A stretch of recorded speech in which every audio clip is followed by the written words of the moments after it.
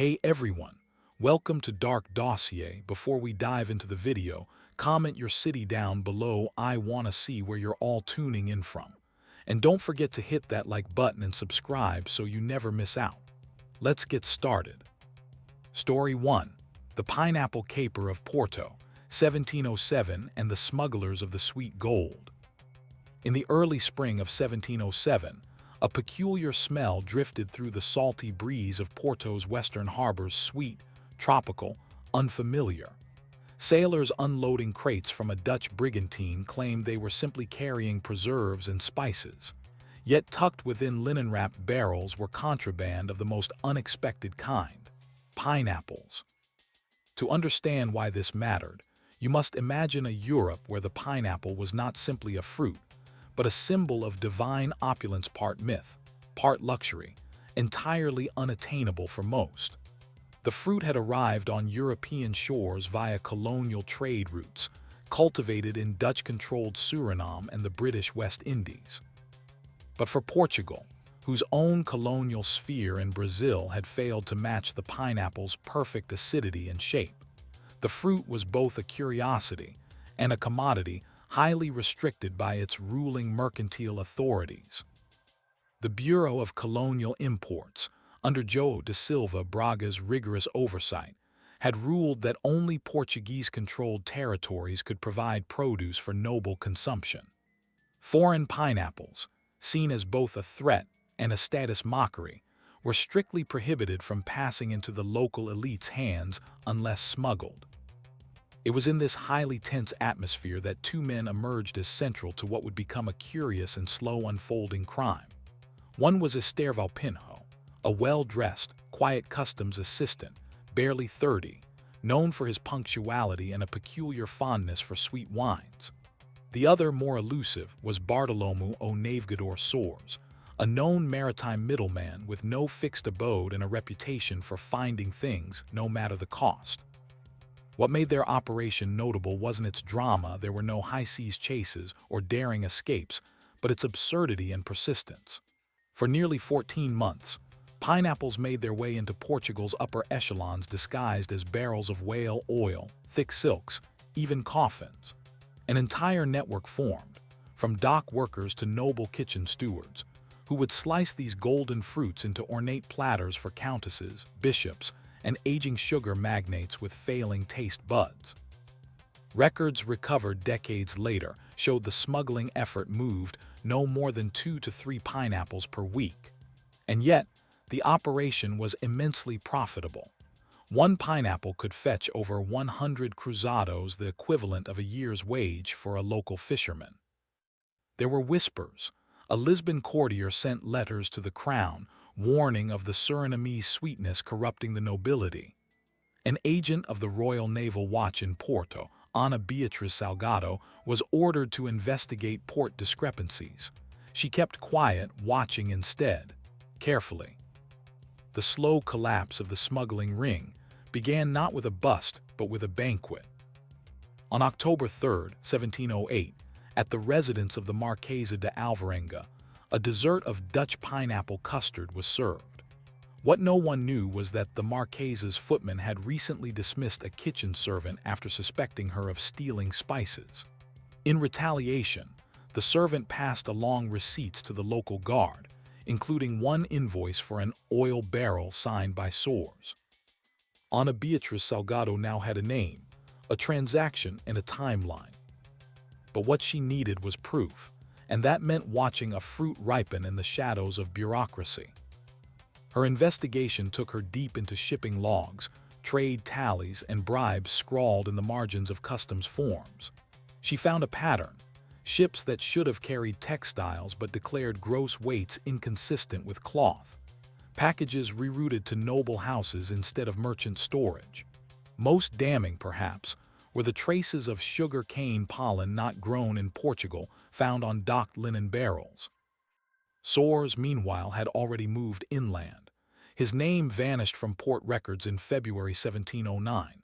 Some believe he died. Others say he escaped to French Guiana under the name Martin de la Tour. Estevão Pinho, still working quietly at his customs desk, grew paler by the month, more distracted. In May of that year, he simply disappeared during lunch. The case, if one could call it, that never reached court. Salgado's report, buried in the bureaucratic storage of the Royal Investigative Annex, was marked anecdotal evidence of minor contraband. And yet, buried in the notes was a final sentence, translated loosely from her 1709 Portuguese. They seek not to smuggle gold, nor spice, nor tobacco, but sweetness itself, as if the sun had weight, and a ship could carry summer into winter's cold chamber. As for the pineapples, they vanished again, their sweet smell replaced once more by salt, smoke, and codfish. But the question lingered in hushed drawing rooms and among the nobility's kitchen staff. How many pineapples made it through?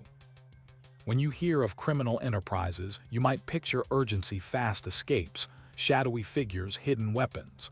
But the smuggling of pineapples into early 18th century Portugal had none of these. It was slow, almost leisurely. It was not a storm, it was a seep. And that seep had soaked into the very fibers of the administrative cloth meant to prevent it. Ana Beatriz Salgado, the quiet agent of the Royal Naval Watch, knew something more was hiding in the paper. After her initial findings in 1709, pollen traces, inconsistencies in cargo ledgers, and whispering kitchen staff, she filed an addendum to her initial report. This time, it was aimed not at the smugglers, but at the silence that surrounded them. According to records that would only be uncovered during a 1930s archival project, Salgado's second report was titled, "Concerning the Deliberate Misplacement of Priority Amongst the Bureaucracy." In it, she made a provocative suggestion that certain officials may have known about the smuggling, and not only tolerated it but facilitated it. She pointed to a series of odd events. In January 1708, Estherval Pinho, then still employed as a customs assistant, was promoted to oversee exotic commodities, despite having no formal background in maritime imports. A month later, 3 previously blacklisted Dutch merchants were suddenly granted 1-year import licenses, bypassing the usual 6-month vetting process. And yet, the licenses made no mention of what these merchants were allowed to import, a curious administrative blank. A blank that, when filled with pineapples, made perfect sense. And then there were the bribes. No large sums, no royal treasure being siphoned off, but small, precise payments, often in the form of exotic teas, new ribbons for uniform, and more tellingly, decorative sugar crystals were registered as received by customs officers who otherwise had no dealings with imported desserts. One man, Inspector Lazaro Bento, was noted as having received 7 samples of white sap in the span of 4 months. It was likely he was referring to pineapple sap, which was known to be collected from the rind and stem for medicinal use in the Dutch Indies. And what of the pineapples themselves? They had to be stored somewhere between arrival and their decadent slicing in noble kitchens. That place was likely a nondescript warehouse just outside the parish of São Nicolau, owned by a minor Baroness Isabel Mendes de Canto, who had inherited her title but little wealth. Mendes de Canto was known more for her poor bookkeeping than her political power, but she did own a peculiar cold cellar, not large, but oddly fitted with air ventilation chambers of a sort more suited for preserving tropical produce than salted fish. Salgado attempted to gain entry. She was denied twice. The warehouse was labeled Property of the Royal Salt Storage Registry, a classification that had nothing to do with its use, but was enough to grant it semi-royal immunity from inspection. Frustrated, Salgado tried another approach. She followed the money. The pineapple smuggling, though comical in its image, noblemen slicing golden fruit on silver platters while whispering about Dutch importers, had a very real financial signature. The aristocrats who purchased these fruits had to pay someone, and they didn't do it in coin purses passed at night. They did it with credit, or more specifically, with complex commodity exchange notes. At the time, it was common for merchants to trade goods not through currency, but through promissory paper, One such note uncovered years later in a private family collection showed that Dom Vasco de Avila, a naval admiral, had once paid 12 barrels of Madeira wine to an agent of the Western Fruit Exchange, a fictitious company, but a convenient mask for what was likely a pineapple broker. The document was signed faintly by a P. Salgado believed it stood for Pinho, the customs assistant. But she could never prove it. Why? Because by the summer of 1709, Pinho had disappeared. No trace, no letters. His room was left with a neatly folded uniform, a nearly full bottle of Douro wine, and a short note. "Forgive the sweetness, I could not refuse it." What happened next is perhaps the most quietly frustrating moment in the history of the case. Salgado filed a third report, this one implicating the willful negligence of Crown administration in preventing meaningful enforcement of the pineapple import restrictions. Her wording was sharp, her evidence carefully laid out. It was a work of near forensic excellence, given the time, and it was ignored. Worse, she was quietly reassigned. Not demoted, reassigned. Her next assignment was in Madeira, investigating discrepancies in wool production.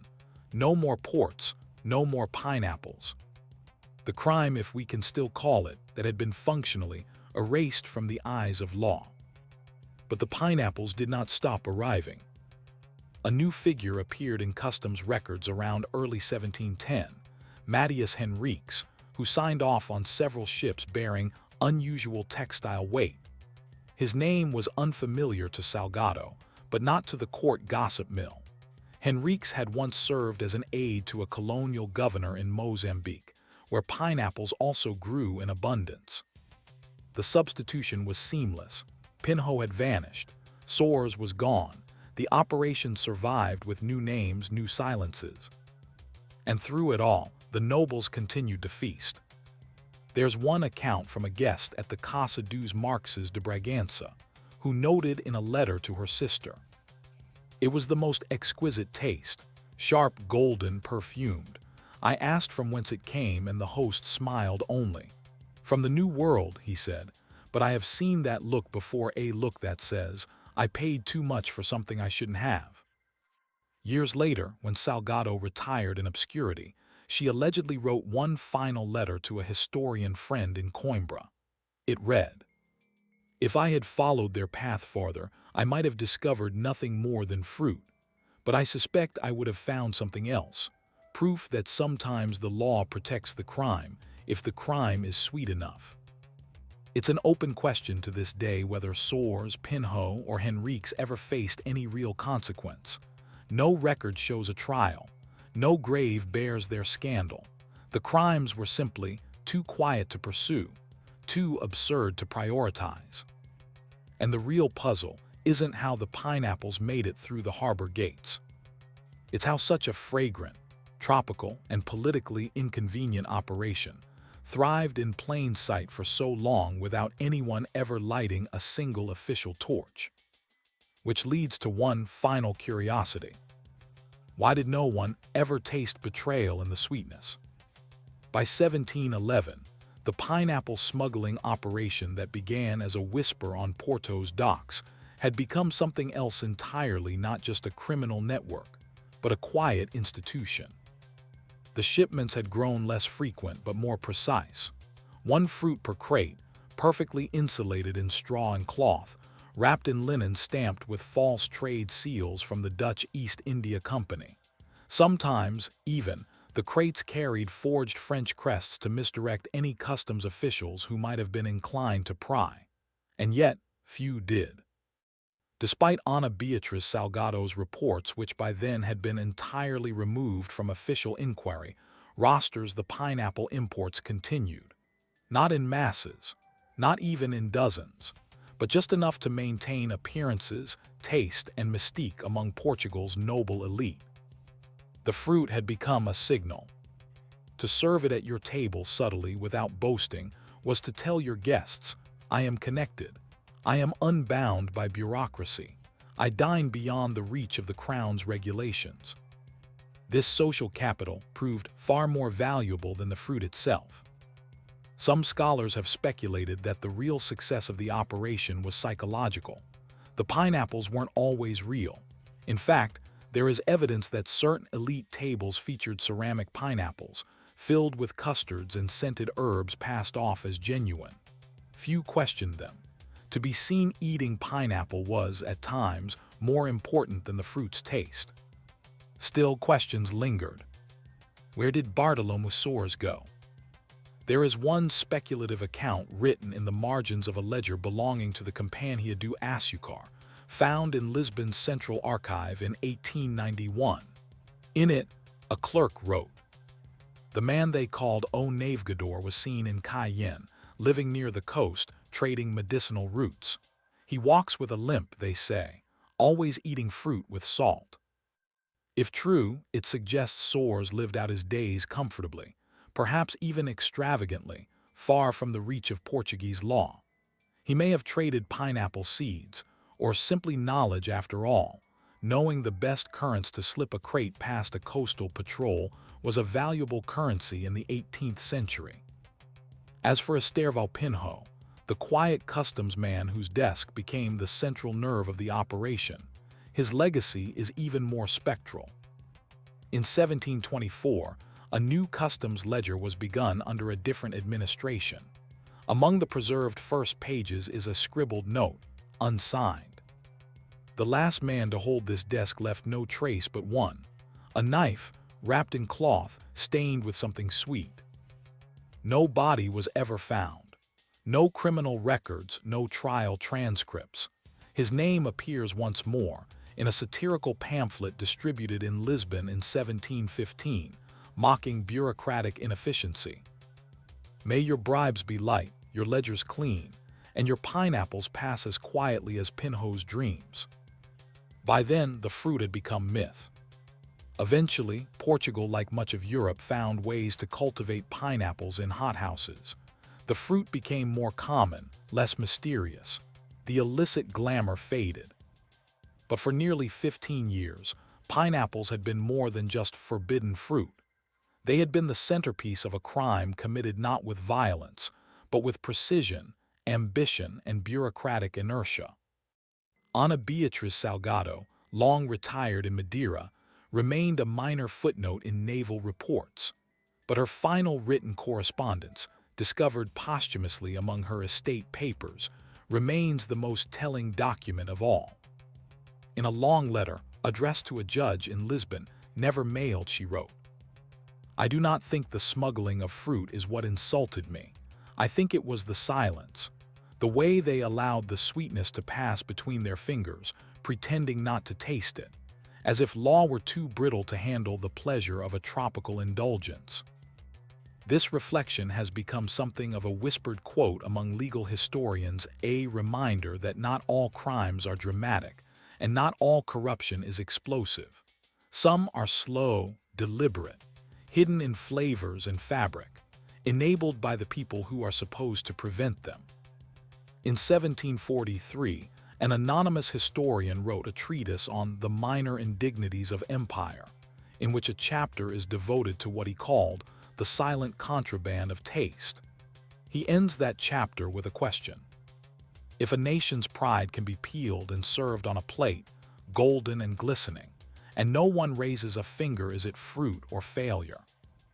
And so, the case of the Porto pineapple smugglers was never prosecuted, never resolved, and never fully forgotten.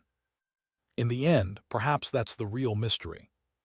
Not how pineapples slipped past customs, but how no one wanted them to stop. Story 2. The Milk Bottle Poisonings of Halifax, 1952.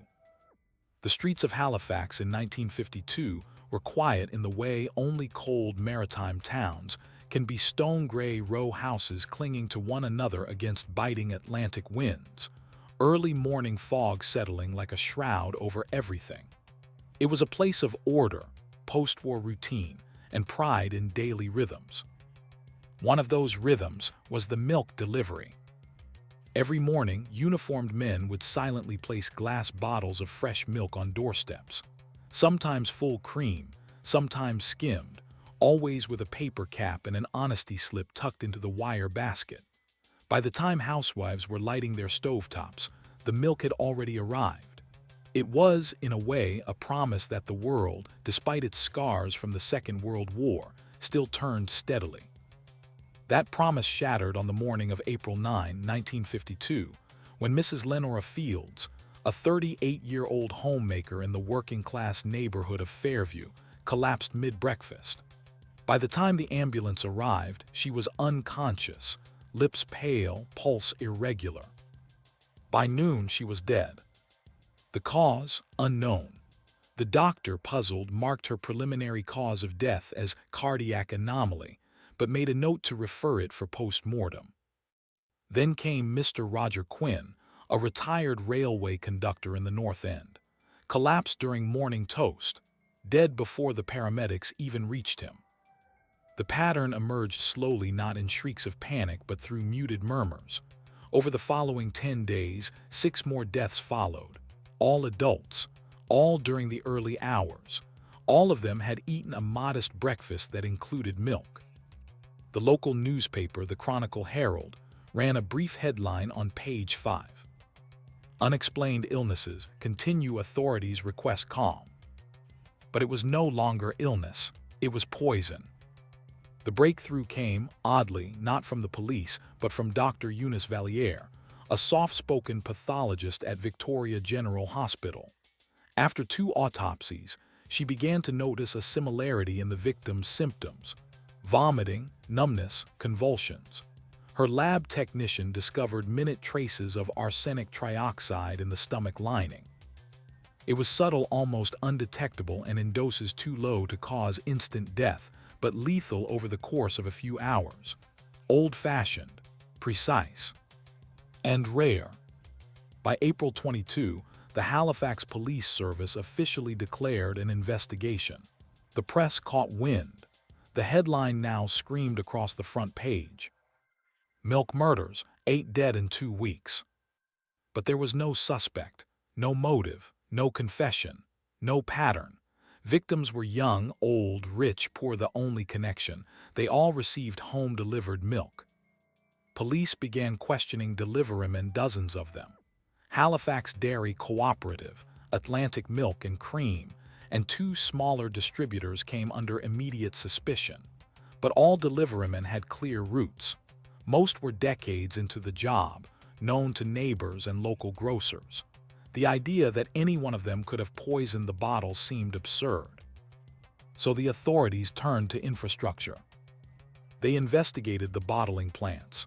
Perhaps a contaminated pipe, a cleaning solution mix-up, but plant inspections revealed nothing. The milk was tested again and again with no arsenic found in the source supply. And yet people were dying. The milk wasn't poisoned at the source. It was being tampered with afterward. But how and why? As fear gripped the city, milk sales dropped. Families switched to powdered milk, tea, or water. Housewives began boiling milk before use. The dairy companies, panicked, considered halting deliveries altogether.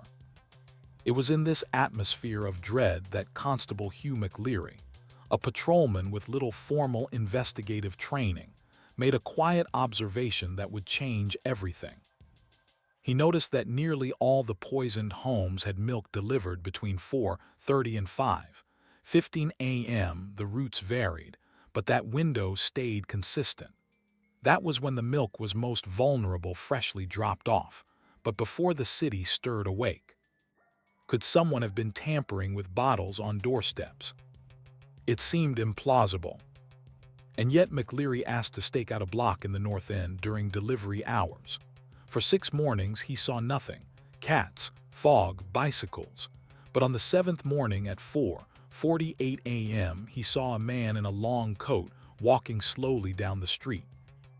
Not suspicious in itself, except that he stopped twice. Once outside a modest townhouse, where he bent down for a moment, and again outside a corner home, where he lingered longer. McLeary approached. The man, startled, fumbled a bundle of paper and muttered something about newspaper routes.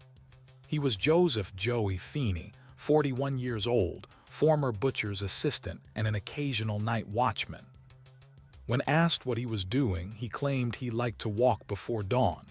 His coat sleeves were damp, and in his pocket was a glass pipette. Feeney was arrested on the spot. Inside his small room on Almond Street, authorities found several items that chilled even the most seasoned detectives. Bottles of arsenic-based rat poison, a tray lined with crumpled bottle caps, a tattered notebook with addresses, many matching the victims, and a sentence written repeatedly on the final page. They drank what they never noticed. The city exhaled for a moment, because even with a suspect in custody, a motive was still missing. Feeney had no connection to the victims, no clear grudge, no manifesto, no history of mental illness, no criminal record, and most disturbingly, no confession. When interrogated, he remained eerily calm. He simply said, "You'll never prove what I did." Police suspected he'd chosen homes at random, targeting early morning deliveries, poisoning bottles quietly with surgical precision. But he never explained why. The newspapers dubbed him the doorstep chemist. And so the case continued, no longer just a hunt for a killer, but for the reason behind the killings. The prosecutors faced a challenge. The arsenic traces were real, the evidence compelling but circumstantial. They needed to tie Feeney to the bottles. A chemist was called in from Ottawa to match residue found on seized pipettes to the stomach contents of the victims.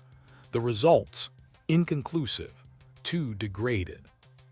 Joey Feeney remained behind bars, but whether he'd ever face trial or whether justice would be served was far from certain. And in the public's mind, a more disturbing question grew. If he didn't do it, who was still out there? Joey Feeney sat in Halifax County Jail, watching the fog roll off the harbor each morning, silent and immovable.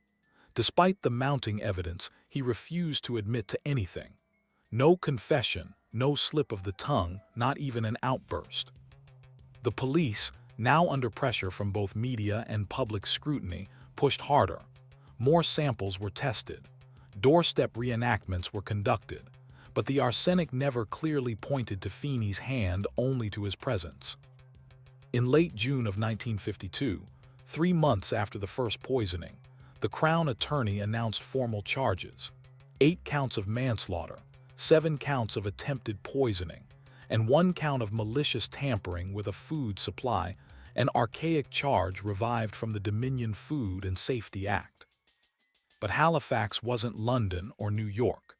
This was a quiet city, still healing from the wounds of war and the 1917 explosion decades earlier, and now it had become the center of a creeping horror. The trial of Joey Feeney began on August 11, 1952, in a packed courtroom where fans buzzed against the summer heat and reporters scribbled every silence like it was a scream. The prosecution's case leaned on pattern, behavior, and inference. They argued Feeney was present near 2 homes on the mornings before deaths. He carried Pipette's tools capable of delivering small, accurate doses of liquid poison. His notebook contained addresses matching those of several victims. He possessed arsenic, a known agent in the deaths. He had no alibi for multiple early morning hours during the poisonings. But motive? That's where the case grew thin. The Crown speculated that Feeney may have been motivated by resentment, possibly stemming from his past employment. He had worked at a butcher shop that shuttered after a dispute with a nearby grocer, who was connected, indirectly, to the delivery chain of one of the dairy companies. It was a weak thread, stretched thin and sagging. The defense, led by Ira McKinnon, a wiry, composed attorney known for cross-examining with surgical calm, built their case around reasonable doubt. Feeney, he argued, was strange, yes, but not criminal. There was no eyewitness to any poisoning, no fingerprints on bottles, no surveillance. It was 1952, after all. The pipettes. He collected medical glassware according to neighbors. The arsenic. He lived in a rat-infested boarding house. The notebook, simply a man cataloging a world that didn't understand him. And the repeated phrase, "They drank what they never noticed." The defense claimed it was a poem fragment, possibly invented by Feeney, a lonely mind with a peculiar rhythm of thought. Feeney never took the stand. His demeanor in court unnerved many. He often stared straight ahead, unfazed, as his life was discussed in clinical tones. Sometimes he smiled slightly when the word milk was mentioned, as if reliving a private joke. Dr. Eunice Valliere, the pathologist, was brought in as a star witness. She recounted her findings in detail, walking the jury through toxicology, symptoms, and timelines. She stated unequivocally, "The milk was the vector. There is no question." But when pressed on whether Feeney was the perpetrator, she paused. "Science can tell you what happened," she said, "not who made it happen." After 2 weeks of trial, the jury was dismissed to deliberate. They returned in 10 hours. Verdict: guilty on 3 counts of attempted poisoning. Not guilty on all counts of manslaughter. Guilty on the charge of malicious tampering with food supplies. Feeney was sentenced to 15 years in Dorchester Penitentiary, the maximum allowed under the tampering statute. The public was divided. Many believed justice had been done, that Feeney, quiet and strange, was exactly the kind of man who could kill without reason. Others weren't so sure. No confession, no motive, only proximity and an unsettling calm. But here is where the story begins to turn. Because 6 months into Feeney's incarceration in February 1953, a new poisoning occurred. Same symptoms, same pattern. A single bottle of milk delivered to a family in Spryfield was found to contain traces of arsenic. The family survived, thanks to a persistent metallic smell that made them discard the milk after a single sip. Feeney, of course, was still behind bars. The press went wild. Is the chemist still loose? Authorities launched a new investigation. Feeney's defenders quiet since his sentencing now had ammunition. His lawyer, McKinnon, filed a formal appeal, citing the new case as proof of Feeney's innocence. The Crown, embarrassed and anxious, called for surveillance on every milk delivery route in the city. Dairy companies were ordered to stamp batch codes on each bottle, a novel practice at the time. New regulations were drafted. Milkmen were retrained. Some quit entirely. And Halifax, once a city of trust and routine, became paranoid. In prison, Feeney remained silent. When informed of the new poisoning, he blinked once and said, "Perhaps they've learned my rhythm." The bottle involved in the 1953 case was traced back to a route Feeney had never known, in a suburb that had only been incorporated 2 months prior to his arrest. No connection, no explanation. Authorities offered no new statements. Behind the scenes, the Royal Canadian Mounted Police took over the investigation.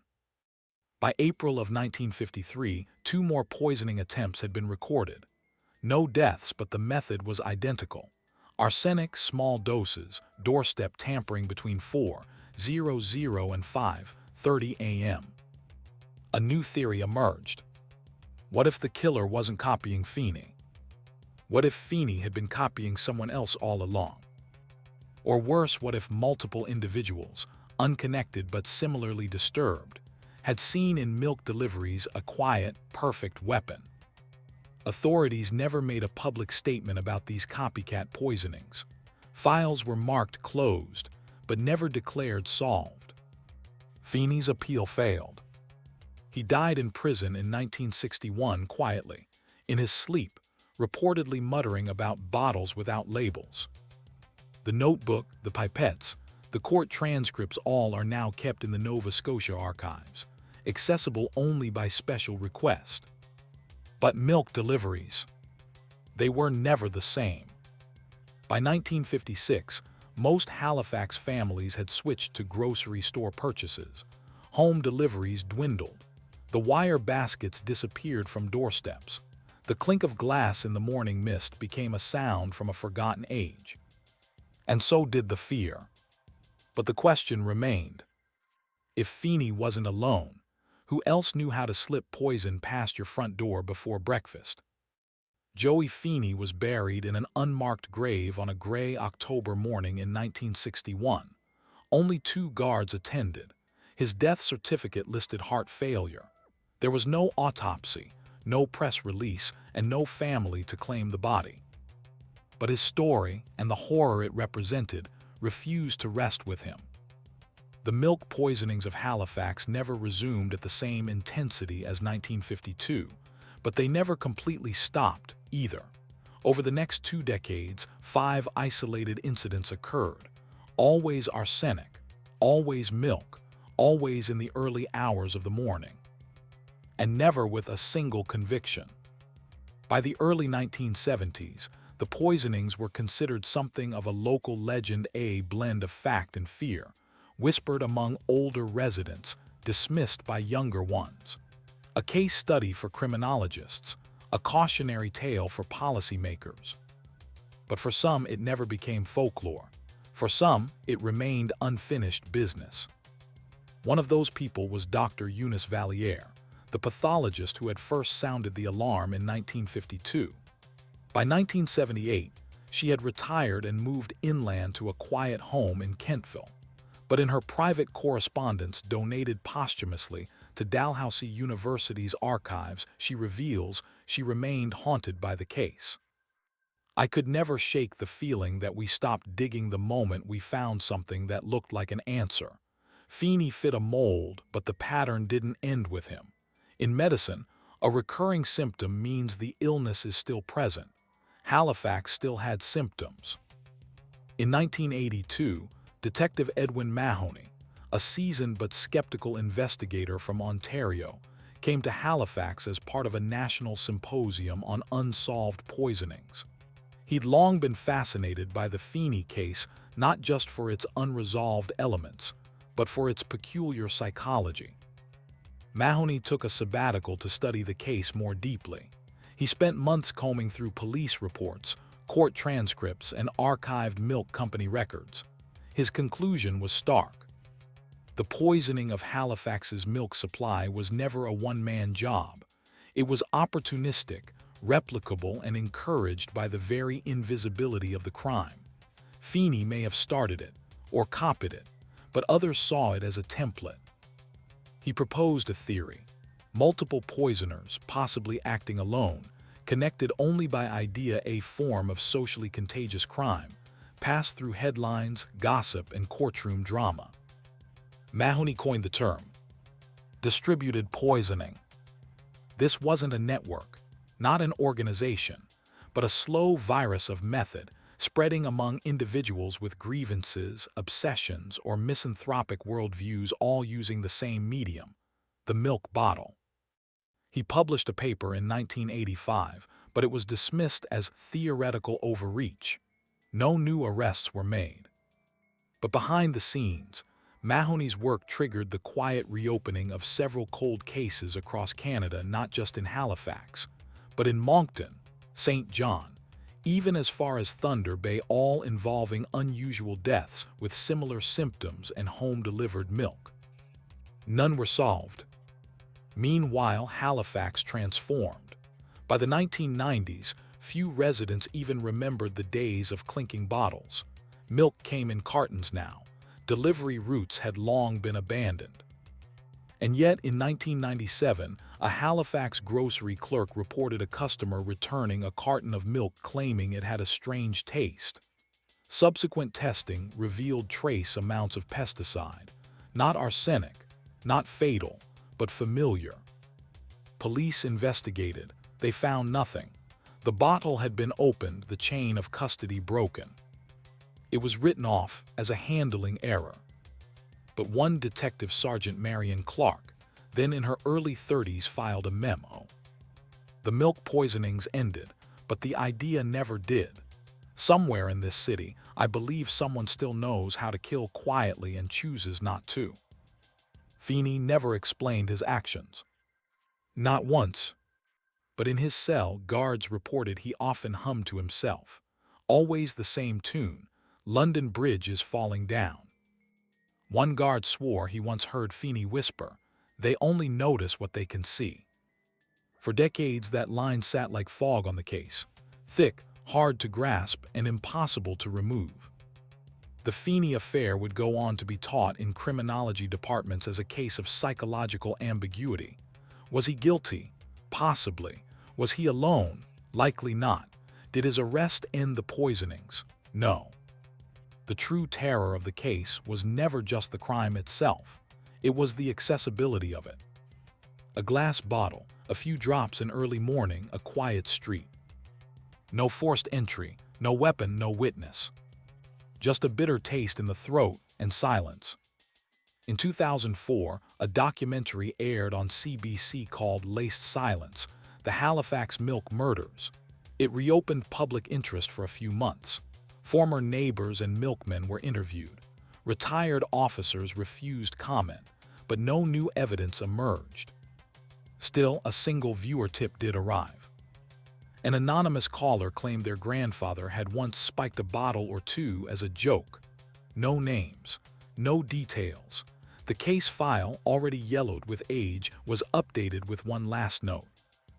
We never found the last bottle. And that may be the lasting legacy of the milk poisonings of Halifax, not in the number of victims or the identity of the poisoner, but in the invisible ritual it disrupted.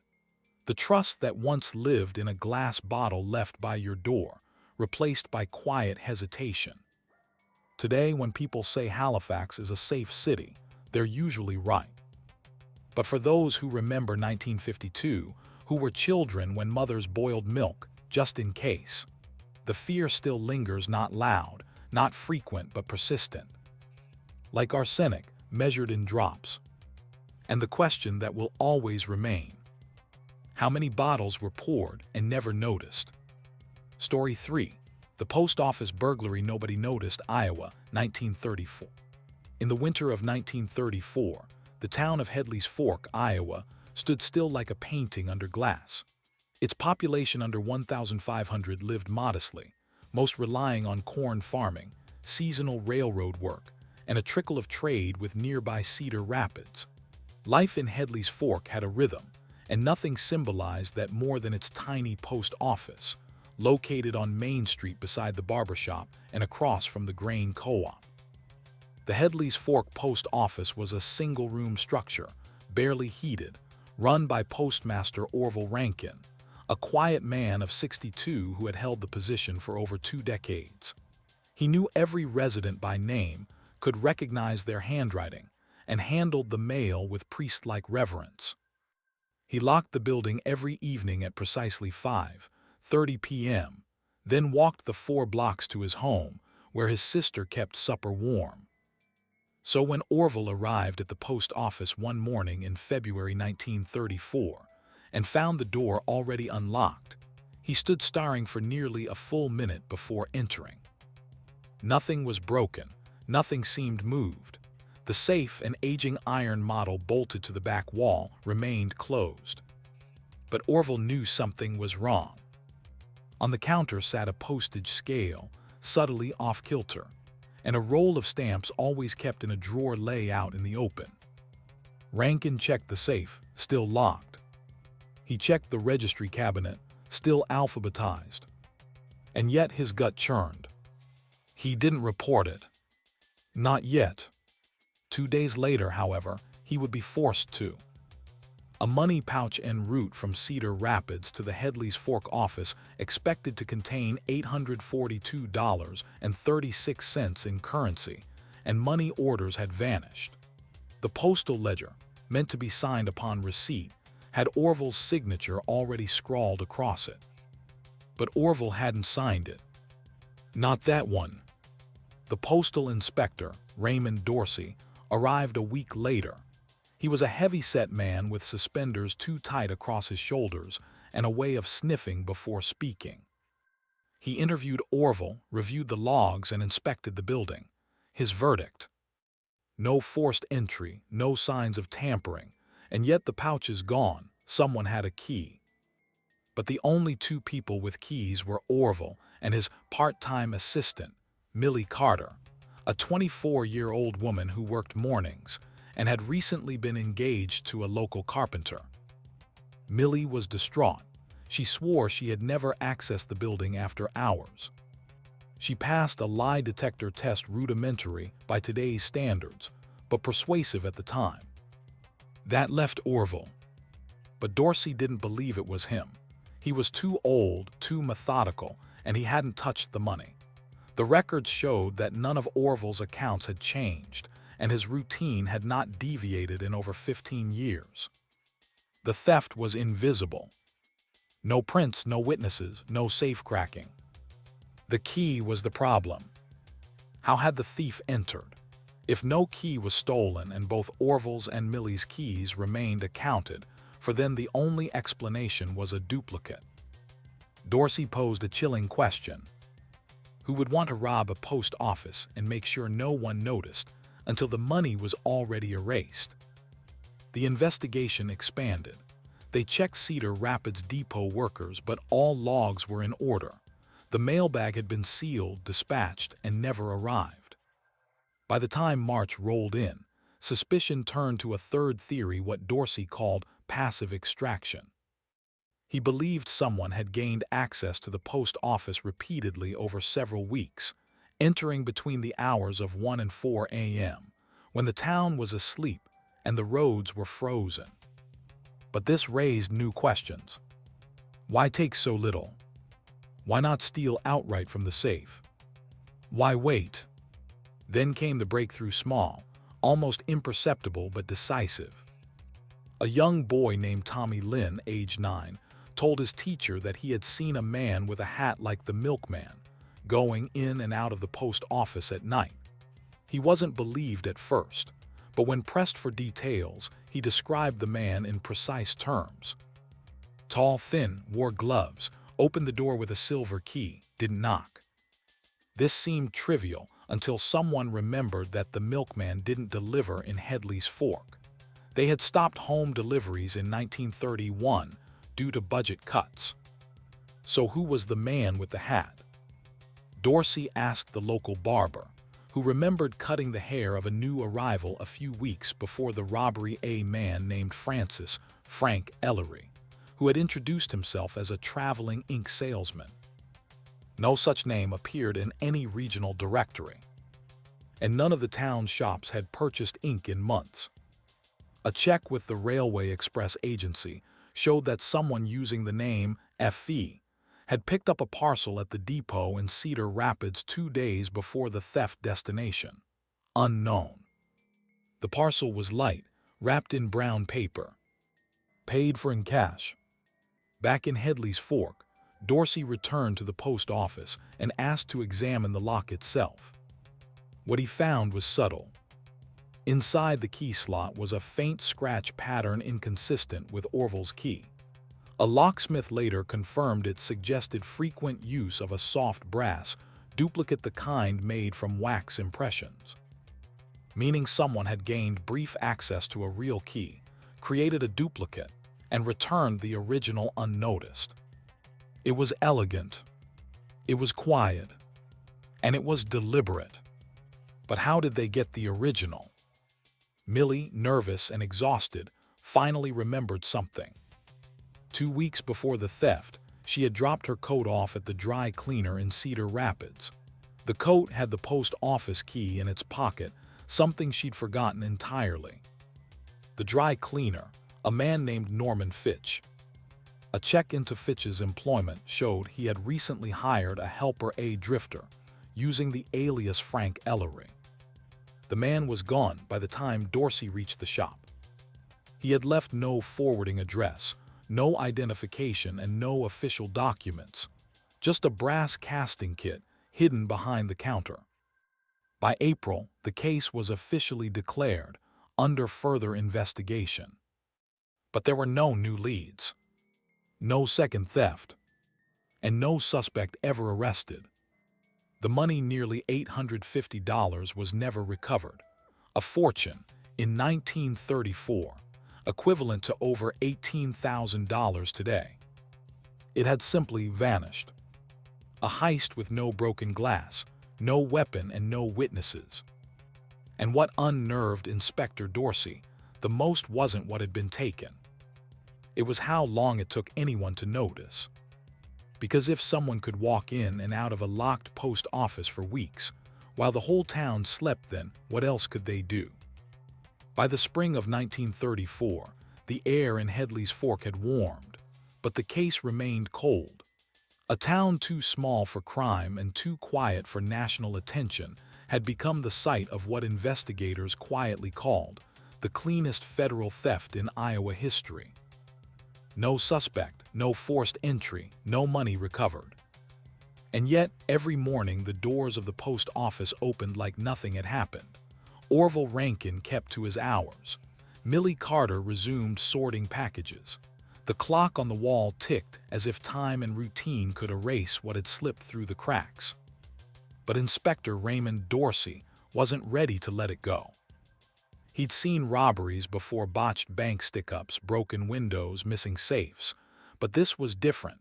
It was too neat, too methodical, and the deeper he looked, the more he found something far more unsettling than money missing. He found patterns. He began by requesting 6 months' worth of regional mail logs, focusing on registry bags, signed money orders, and insured packages routed through Headley's Fork. What he found was a trail of anomalies.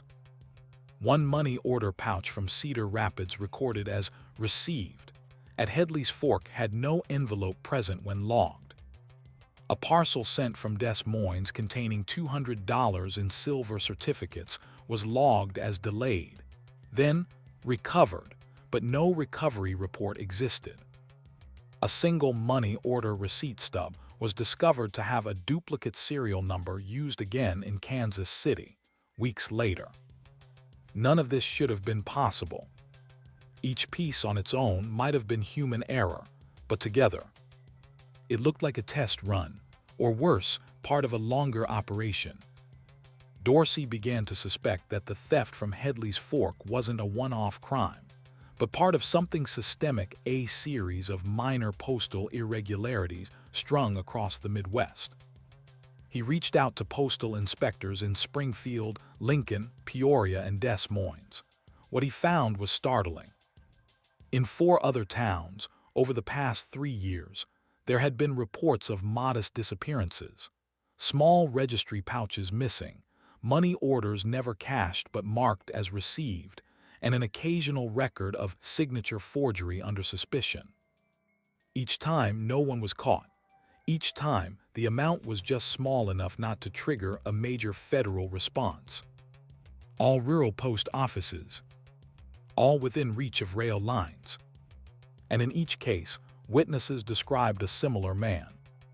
Tall, thin, gloves, a neutral face, and always a hat, usually gray or brown, unremarkable. Back in Headley's Fork, Dorsey reopened the rail depot ledgers.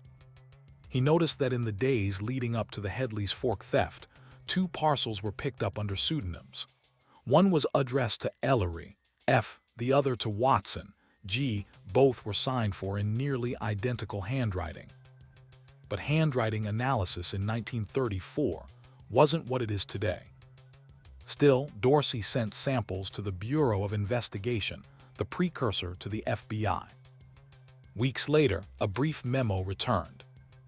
The handwriting bears strong resemblance to that of a known fraud suspect operating under multiple aliases across the Midwest. Identity unconfirmed. Subject known to favor registry and order fraud. Believed to have forged official documents in 3 states. The memo included a partial name, Harlan G. Fry. No photos, no known address. Just a criminal summary, a list of states where minor financial thefts had occurred, and a note that he favored systems over violence. In other words, the man didn't break things, he bent them. Dorsey now saw Headley's Fork not as an isolated event, but as a node in a carefully constructed network.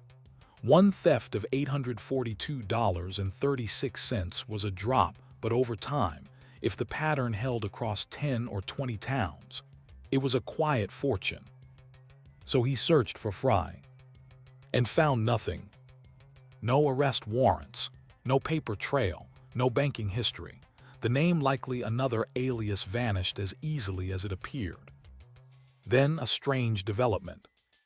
Millie Carter came forward with something she'd forgotten.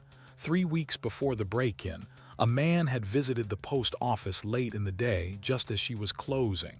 He claimed he had left a parcel in the box but didn't see it logged. He was polite, carried a satchel, wore gloves. He never gave his name. Millie let him inside. She unlocked the door for him just briefly. "He didn't seem dangerous," she said in her statement. "He seemed careful." Dorsey pressed her. Did she leave him alone? She hesitated. "Only for a minute. I went to the back to check the parcels." That was all he needed. A minute was enough time to slip a molding agent onto a key, or to note where the real one was kept. Enough time to observe how the safe operated, which cabinet held money orders, where the postal logbook was signed. In short, it was enough time to map the building. Dorsey made one final attempt. He filed an internal bulletin, suggesting that all postmasters in rural branches report any unfamiliar individuals lingering near mail operations, especially those asking about lost or delayed parcels. He received only one response. A town near Ottawa reported a man with gloves and a satchel, asking if he could review the money order log to track a missing payment. He was denied entry, left quietly. A week later, their registry pouch was delayed, never stolen, just late. It arrived 2 days after due, with $6 missing. Too small to investigate, too clean to accuse. Back in Headley's Fork, the townspeople went on with their lives. No one ever mentioned the burglary again, not publicly, but for a few years afterward, some residents reported strange men boarding early trains. A postmaster in a neighboring town said a man once asked him, "How often do you update the lock?" When told it hadn't been changed in 10 years, the man smiled and walked away. By 1937, Inspector Dorsey had retired. He left behind a single file labeled Unresolved, Fry/Headley's Fork. In it were typed notes, faded photographs, and a final line. The best thefts are the ones that vanish with the paper. In the history of American crime, some names are carved into memory: Dillinger, Capone, Bonnie, and Clyde. Others, though, are barely whispers in old files, seen only by archivists and obsessive investigators. Harlan G. Fry, or whoever he really was, belongs to the latter. What separates Fry from other criminals isn't just that he got away with it. It's that almost no one knew a crime had occurred. By the end of 1934, the Headley's Fork case had been quietly archived, marked as closed pending future discovery. There was no press, no public scandal. The missing $842.36 was absorbed by insurance and written off in a fiscal report with the phrase, "Unexplained discrepancy, non-recurrent." But Inspector Raymond Dorsey didn't forget. Before retiring, he compiled a final document, a 19-page analysis, sent internally to the Bureau of Investigation. In it, he described the growing possibility of an organized pattern of systemic, low-level postal fraud designed to operate beneath the radar of traditional crime detection. He named the technique silent recurrence, a method of theft so subtle and distributed that its cumulative damage remains invisible until decades later, if at all. He described it like this: choose small towns with minimal security. Pose as an ink salesman, auditor, or postal claimant. Gain brief access to the post office under a friendly pretense. Mold a key. Return under cover of darkness. Remove only what wouldn't be noticed for days. Leave no visible sign of entry. Repeat. It wasn't bold, it was boring. And that was its genius.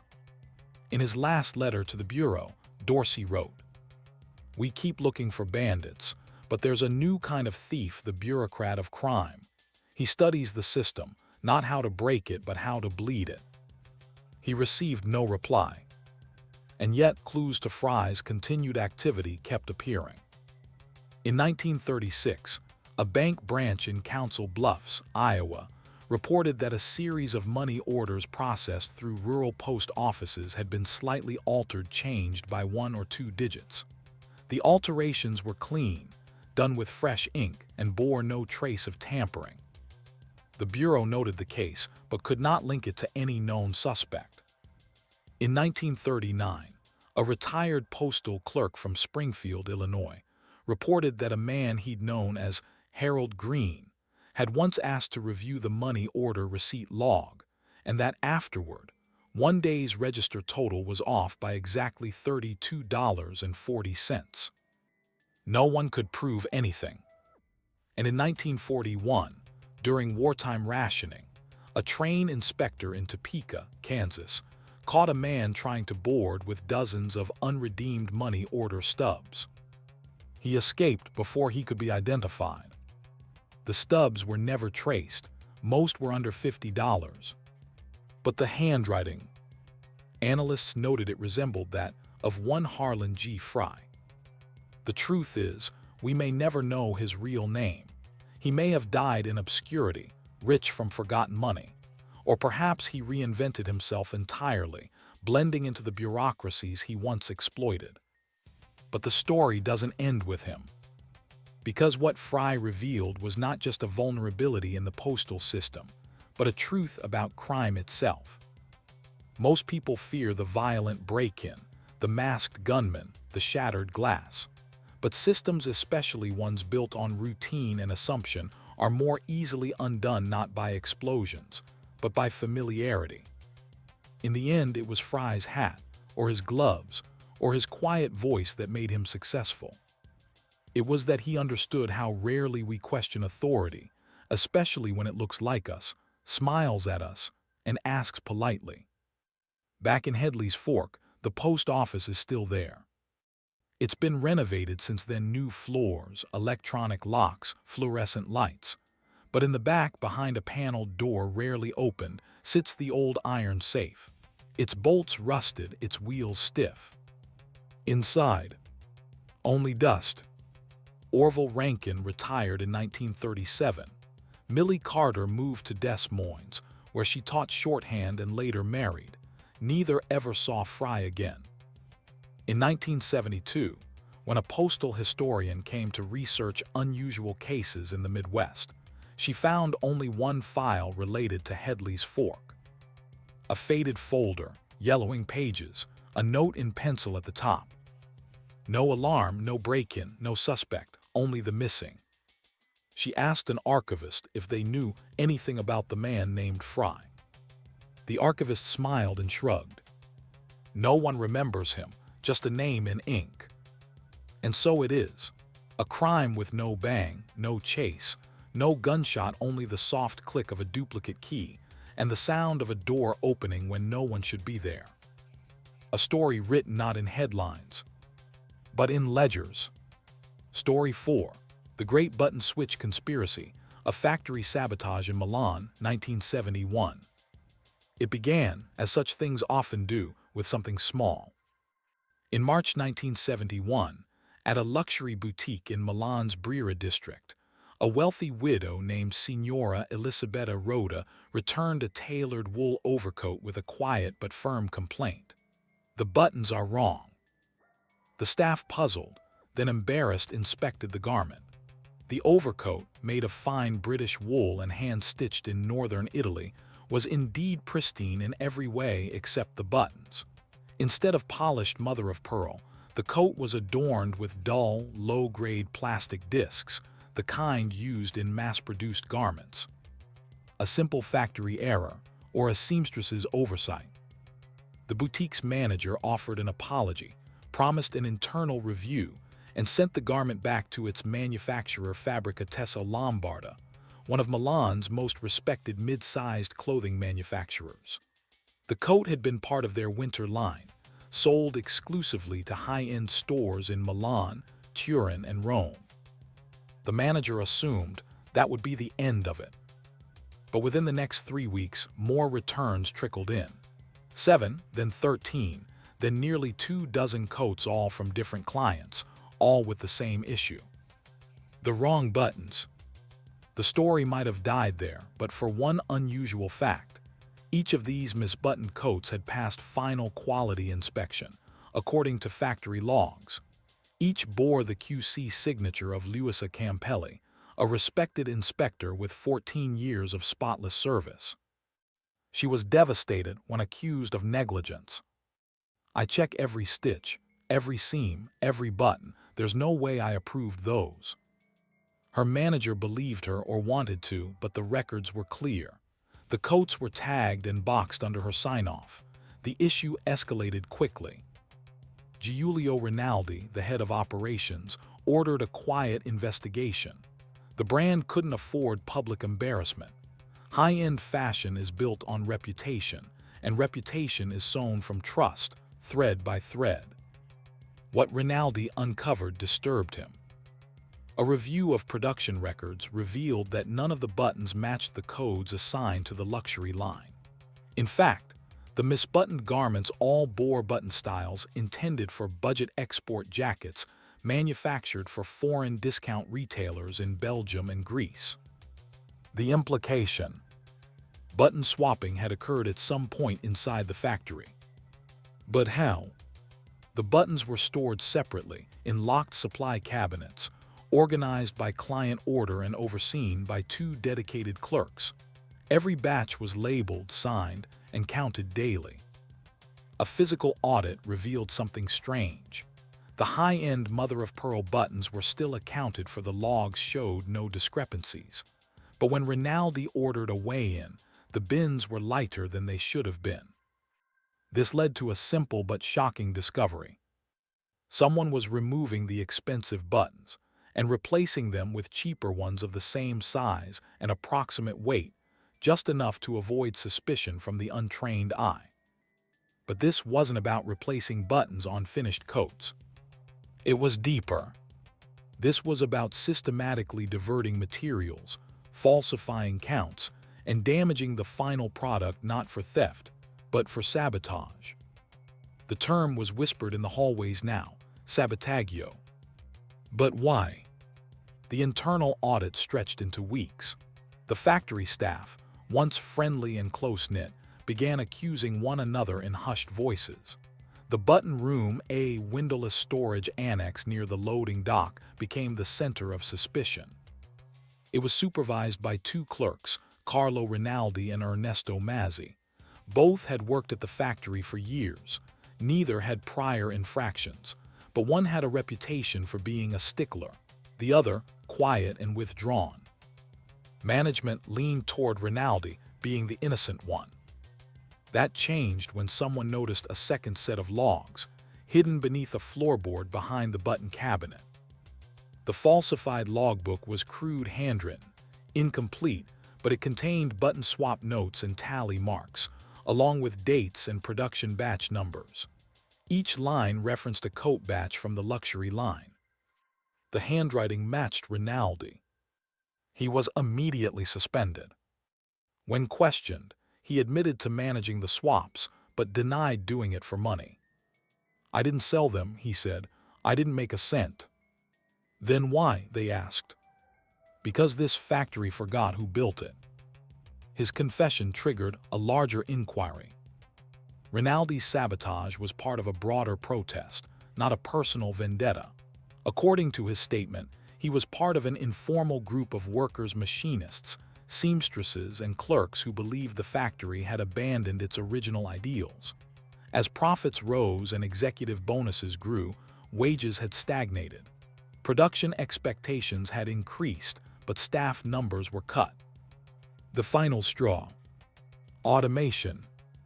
A new line of coat pressing machines had been installed, imported from Germany, with the explicit goal of replacing 6 seamstress positions. One had belonged to Rinaldi's sister.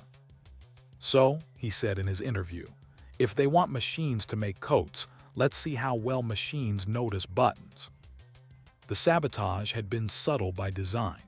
He had only swapped buttons on every fifth coat, just enough to cause embarrassment but not enough to ruin a full batch. The goal wasn't to crash the company, it was to send a message. The message was received.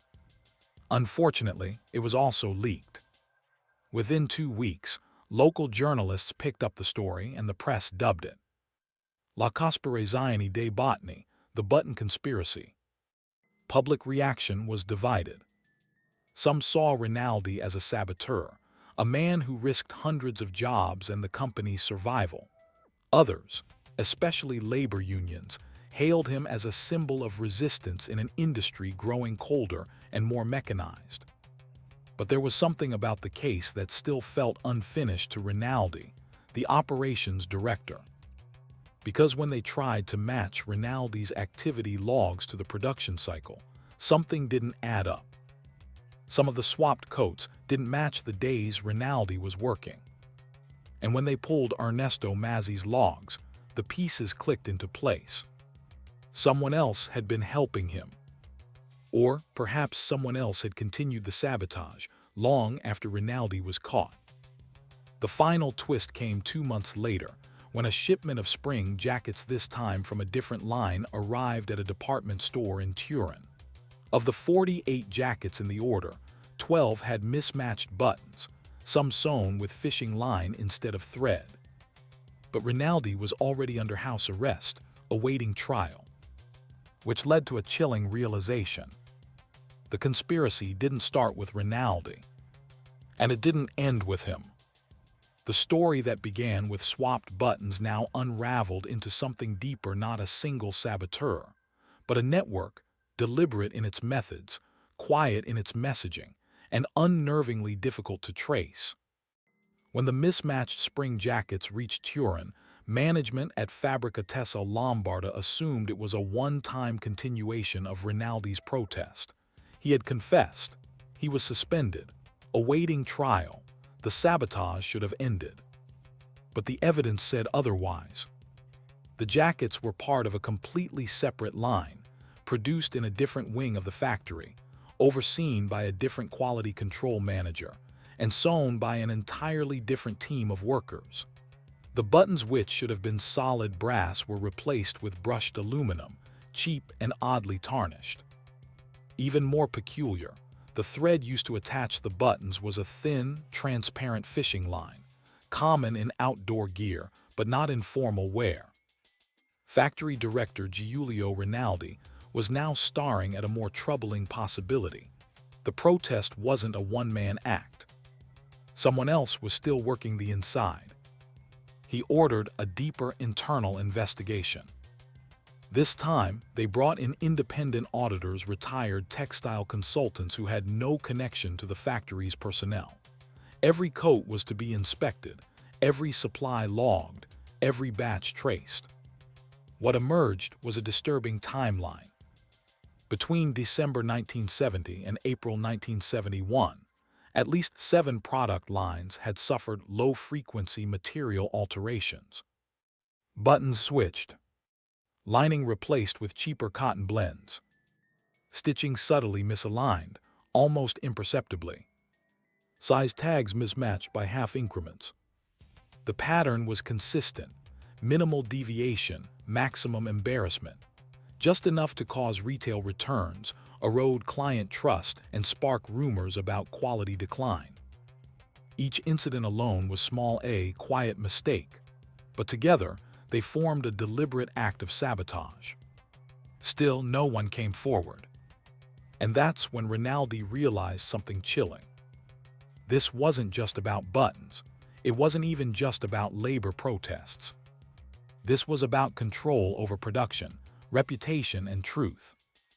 Meanwhile, Carlo Rinaldi, awaiting trial under house arrest, was visited by Marco Bianchi, a labor representative from the newly formed Federazione dei Lavoratori Tessili, a textile workers' union rapidly gaining members since the button sabotage made national news. Bianchi, young and sharp-eyed, posed a simple question. Did you act alone? Rinaldi, after a pause, answered just as simply. I acted first. Bianchi asked him to elaborate, but Rinaldi refused. What did that mean? Did someone else take over, or had he inspired others to begin their own campaigns? Soon after, a letter arrived at Fabricatesso Lombarda. No return address, typed on thin, unmarked paper. It read, "The thread that binds can also be unwound. When the machine forgets the hand that guides it, someone must tangle the gears." It was signed cryptically as Il Nodo. The night, management went into full crisis mode. Workers were questioned, lockers were searched, extra security was installed in the material storage areas. Button rooms were restricted to 2 senior clerks with rotating shifts.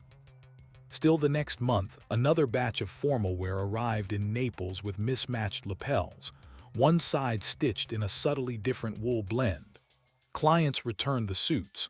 Buyers filed complaints. High-end retailers threatened to cancel contracts. At this point, Giulio Rinaldi made a risky decision. He contacted the Carabinieri, Italy's military police, and requested a covert internal investigation.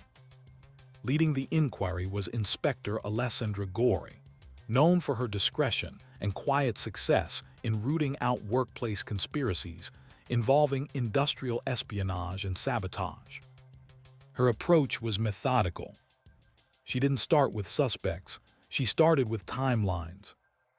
Gori spent days mapping employee schedules against altered batches, interviewing line supervisors, reviewing delivery records, and even inspecting the waste bins for discarded tags and thread.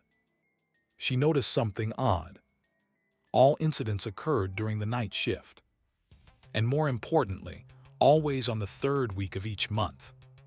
She narrowed it further. During those periods, the final assembly line was always supervised by a rotating team of 5 workers. Of the 5, one had no fixed address on file, no emergency contact, no prior employment history before 1970. His name, Gianni Serra. When Gori interviewed Serra, he was calm, even polite. He claimed to be from Catania, but no birth record matched. He spoke with a northern accent. His resume, when re-verified, listed a company that had closed in 1969 and whose records had been lost in a flood. He had no bank account, cashed his paychecks at a tobacconist's. And he never used the employee locker room, kept his things in a canvas bag under the workbench. A search of that bag revealed only a change of clothes, a battered thermos, and a small spool of invisible thread, the kind used in button loops. No proof, but enough suspicion. When Gori returned to question him again the next evening, he was gone.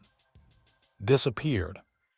His last known action was signing out of the factory at 03:42 a.m., according to the logbook. The guard on duty remembered him nodding politely as he walked past. Nothing strange. A week later, another letter arrived. Typed no return address. Il primo button è grave già chiuso, gli altri seguiranno. The first button is already sewn, the others will follow. Signed Il Nodo. The public never heard of this second phase. The factory issued a brief press statement calling the incidents a temporary supply issue and assured clients of renewed quality assurance practices. But internally, the sabotage was treated as an active threat. The sabotage never reached dangerous levels: no injury, no economic ruin, but the message was clear. It was a kind of artistic protest, sewn into seams and stitched into sleeves. An invisible rebellion speaking through imperfection. Gori concluded her report with a single paragraph. This was not a coordinated union action, nor a foreign operation. It was an individual or individuals seeking to challenge the myth of the flawless machine. Their message was not shouted, it was sown. The police closed the case quietly. But within the factory, every stitch, every button, Every thread was now watched more closely than ever before. And in the minds of the managers and workers alike, one question kept returning. Was Il Noto a person? Or had he become a pattern? By the end of 1971, Milan's Fabbrica Tesla Lombarda had done what most companies do when faced with a crime that defies resolution. It quietly moved on. The factory doubled its quality control protocols, rotated its night shift staff, and locked down its materials storage with new keys. The button room was moved to a newly built annex, accessible only to senior supervisors. On paper, the sabotage had stopped. But in the minds of many, especially among the older seamstresses and floor workers, Il Noto had never left. They began using the name like a warning or a joke. When a stitch came undone or a shipment was short a button, someone would whisper, "He's back." There was never another letter. But there was always doubt. Inspector Alessandra Gori, although officially pulled off the case in early 1972, remained obsessed. The signature Il Noto had etched itself into her mind. She began tracing similar cases across Italy's industrial triangle: Milan, Turin, and Genoa. Her personal notes, later uncovered in her retirement files, detailed a surprising pattern. In a garment factory in Turin, zippers were being switched with incompatible tracks, causing jackets to fail at retail. In a shoemaking plant in Genoa, laces were being swapped with shorter lengths, rendering some high-end boots unwearable. In a children's clothing line, one production batch saw sleeve lengths reduced by several centimeters, despite correct measurements being logged. Each time, the damage was just below the threshold of being criminal sabotage. No worker was caught. And in 2 cases, anonymous letters were received, signed only with a symbol A looped, not drawn in ink. None of this was made public. In an internal memo, Gori wrote, "We are chasing not a person but an ethic, a quiet campaign of imperfection." She began referring to Il Noto not as an individual, but as a movement, a philosophy embedded in industry, showing itself not through violence or vandalism, but through subtle defiance. But the wider world moved on. Fashion seasons changed, fabrics evolved, factories upgraded. By 1975, Fabbrica Tesla Lombarda had merged with a larger northern manufacturer. The original building on the outskirts of Milan was sold off and converted into office spaces.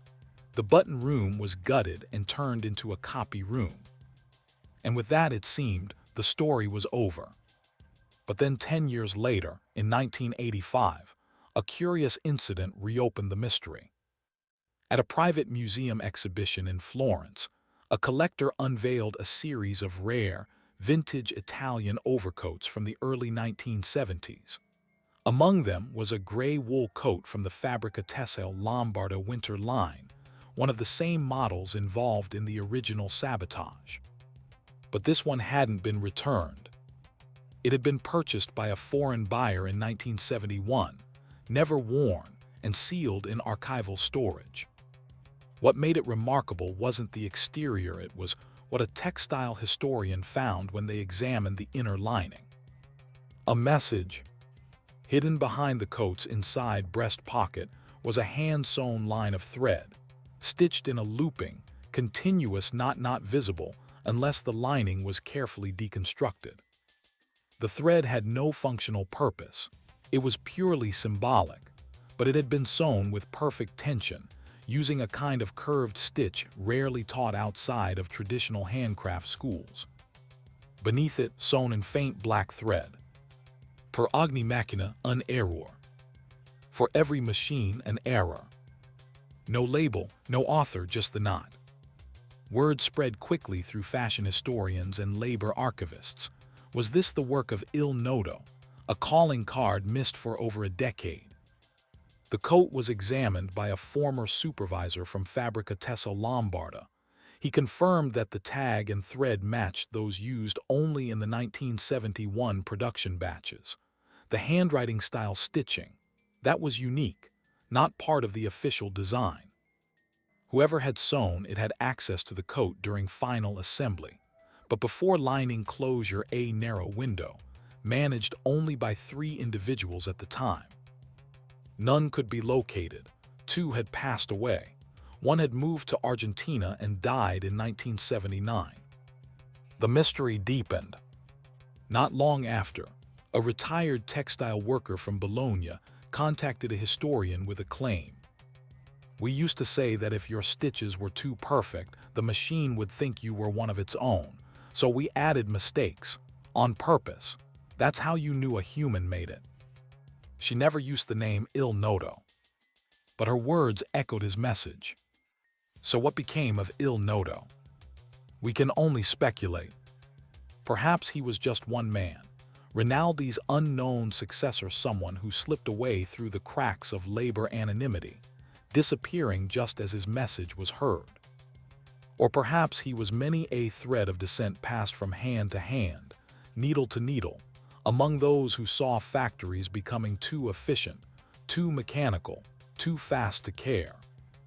Maybe Il Noto was never meant to be caught. Maybe he was never even meant to be noticed.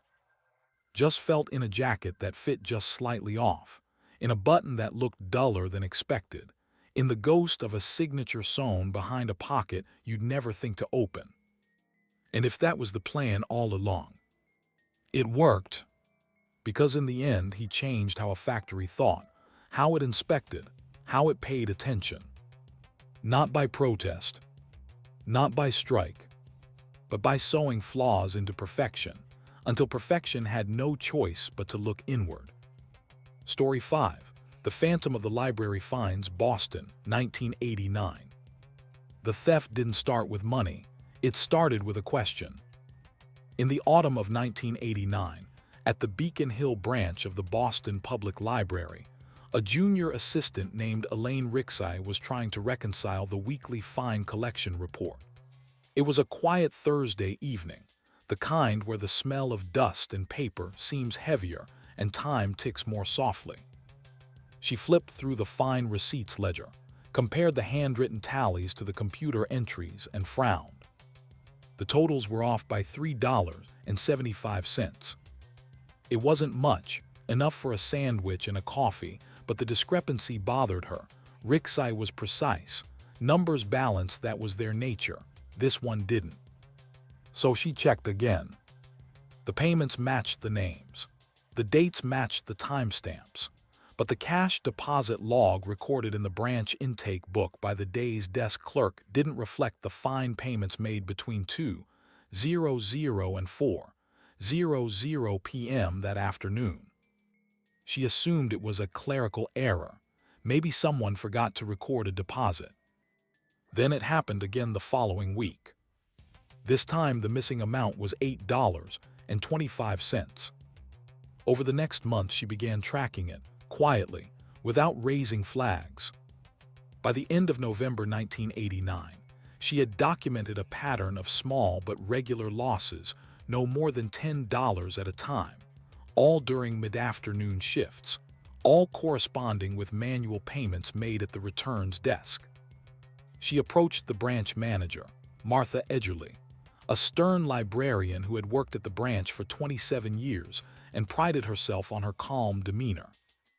Edgerly reviewed the logs and responded carefully. "It's probably someone misplacing a receipt. We'll tighten the intake process." But Rixey felt it was more than that. She requested access to the security tapes. The library had only recently installed a basic surveillance system, grainy black and white footage on VHS, monitored from a small back room near the bookbinding repair station. She scanned through hours of footage from the days in question. What she found was strange. Each time money went unaccounted for, the front desk was being manned by a different clerk, usually one of 3 part-timers. But they were all diligent, well-reviewed, and trusted by the staff. None had prior infractions, and none of them had noticed anything unusual. But during one of the key timeframes, a Wednesday, 3 14 p.m., the footage showed something odd. A figure, not suspicious in appearance but familiar. A man in his late 50s, always wearing a gray overcoat and a soft brown trilby hat. He appeared on at least 6 different days, often moving between shelves in the nonfiction section, sometimes lingering near the returns desk. Never checking out a book. Never speaking to the staff. Always disappearing before 4:00 p.m. Rixey asked around. Several employees recognized him. "Oh, that's Mr. Wexler," said one. "He's here all the time. Always reads the history books, never makes a sound. I thought he was retired faculty or something." But there was no record of him in the library card system. No recent book checkouts, no address on file, no library card at all. She searched past years of user records, nothing. Which raised a strange question. Who was Mr. Wexler? By mid-December, Rixey had compiled a detailed report including the losses, the suspected time windows, and still images of the man now referred to, half-jokingly, as the Phantom of the Finds. She presented it to Edgerly again. This time, the manager's response was different. She became tense.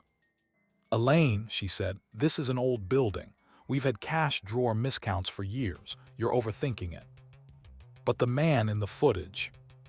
I don't need my clerks suspecting every elderly man who walks past the desk. End of discussion. Rixey was frustrated, but she didn't stop. Instead, she reached out to Central Operations, the administrative headquarters for the Boston Public Library System. She spoke with Audrey Mendel, a compliance officer known for her discretion. Mendel agreed to help unofficially. She ran a system-wide cross-branch fine ledger review for the past 6 months. What she found widened the story considerably. At 4 other Boston library branches, similar discrepancies had been reported. $3.50 missing here. $6 missing there. Always mid-afternoon. Always cash, never card. Always dismissed as clerical error. Each time, the losses were small enough not to trigger an internal audit. Each time, a gray-coated man appeared on security footage, same build, same hat. But none of the locations had shared information. None had flagged the pattern. Until now. In early January 1990, Mendel authorized a quiet surveillance test. They would mark several small denomination bills used at the returns desk with UV ink. Bills were slipped into the cash drawer and registered with corresponding payments. On January 18th, during a snow-muted Thursday, a $4.25 fine was paid by a young student using exact cash. That total included a marked $1 bill. At day's end, when the drawer was counted, the marked bill was gone. Security footage was reviewed. The man, Mr. Wexler, appeared again. He moved behind a pillar near the returns desk, lingered until a moment when the clerk turned to retrieve a cart of returned books, and then moved. In the grainy footage, his hand barely lifts from the counter. It's subtle, fast, like flicking a playing card. He walks away 10 seconds later. By the time the drawer was checked, the bill was missing. But the register log showed no transaction during that minute. It was confirmed. Someone had figured out how to palm money from the open drawer, in plain sight, without ever speaking to a staff member or creating a record. He had been doing it undetected for at least 6 months, likely longer. And the estimated loss? Between $200 and $400 total across 5 branches. Petty theft, but impressive. More so, when investigators came to speak with staff, the next day Mr. Wexler never returned. No one saw him again. Flyers were printed with his image, person of interest. A few tips came in, most from confused library patrons who claimed to recognize the man but could offer no name. No one was arrested, No money was recovered. A formal report was filed under the title, Low-Value Diversion, Behavioral Exploitation of Manual Cash Handling in Public Libraries. But Rixai, the first to flag, the case was left with one final mystery. During her final shift before moving to a new branch, she found a book left on the returns desk. It was The Psychology of Payment Behavior, a dusty hardcover from the business shelf. Inside was a folded sheet of paper, typed, "Not all theft is for need, sometimes it's for rhythm. The smallest crimes are the quietest to repeat. And who finds the system when it forgets to notice itself?" No signature. No return date. Just a call number scribbled in pencil. HX 638, W49 1973. A book that didn't exist in the catalog. The page found in the book, typed, unsigned and philosophical, felt less like a taunt and more like a confession, a quiet justification. But to Elaine Rixai, it was confirmation. This was not about money, it was about something else: control, rhythm, testing limits. After transferring to the Charlestown branch, Rixai continued tracking the case on her own time. She kept a file labeled Wexler, despite the name being completely invented by the staff at Beacon Hill. There was never a Wexler in any employee database, patron card system, or local phone book. In fact, when Audrey Mendel from Central Ops ran the face through a regional database using facial composites and DMV archives, no match came back. Not just for Boston, for the entire state. This man, mid-50s, soft gray overcoat, brown trilby, had no record. But he had presence. At least 4 Boston branches had security footage of him. In each video, he appeared to follow a similar pattern. Entered just after 2 p.m. Stayed near the circulation or returns desk. Never checked out a book.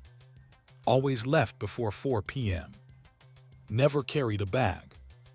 Often carried a book in his hand, always nonfiction, usually economic theory or library sciences, but never scanned or returned.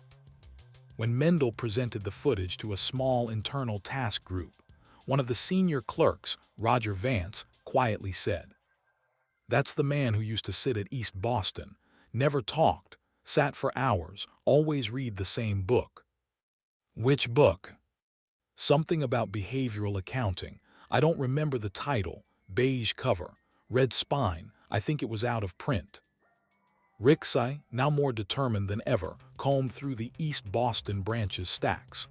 After days of hunting, she found it, Cognitive Incentives in Small Transactions by Daniel R. Prier, published in 1973 by a now-defunct academic press. Only one library copy existed. Its circulation history showed it hadn't been checked out in over 15 years. But according to manual shelving notes, it had been moved to the economics shelf 6 times between 1987 and 1989. Always returned by hand, never logged. Inside the back cover, scribbled faintly in pencil, Rixai found 4 dates: 6/17/88, 8/02/88, 9/14/88, 12/01/89, each aligned with the afternoons when small fine losses were recorded. She photographed the pages. In the margins, underlined in graphite, were phrases like, "Perceived fairness governs silence. Systems with soft security invite precise intrusions. Petty leakage is considered tolerable by design." It was the theory of theft, written by someone who wanted to understand small crimes, not to solve them, but to inhabit them. In February of 1990, a new report emerged from the Jamaica Plain branch. A clerk reported seeing a man standing at the copier but never inserting change. He appeared to press buttons, then left. Later, the machine showed signs of having printed multiple pages, but the coin box didn't reflect any payment. When the clerk checked the copier tray, he found a single page left behind. It read, "The problem with honesty is that it assumes oversight. Remove the oversight, and the rule becomes philosophy. Again, no signature. The coin box was short 50 cents. That same afternoon, the returns desk cash tally was $4 short. By March, internal discussions shifted tone. What had started as a small internal audit was now being referred to half-seriously as a hunt for a low-value ghost. No one had seen Wexler since January, but the losses continued in precisely the same pattern. Under $10. Always cash. Mid-afternoon. 1 or 2 per week. Never enough to trigger theft thresholds. Audrey Mendel reached out to Boston PD's white-collar crimes unit. The response was dismissive. "This guy's taking lunch money. We can't chase ghosts for pocket change." But when she met privately with Detective Niles Brand, a seasoned investigator with an interest in behavioral theft, he agreed to take a look. Quietly. No uniforms, no formal case file.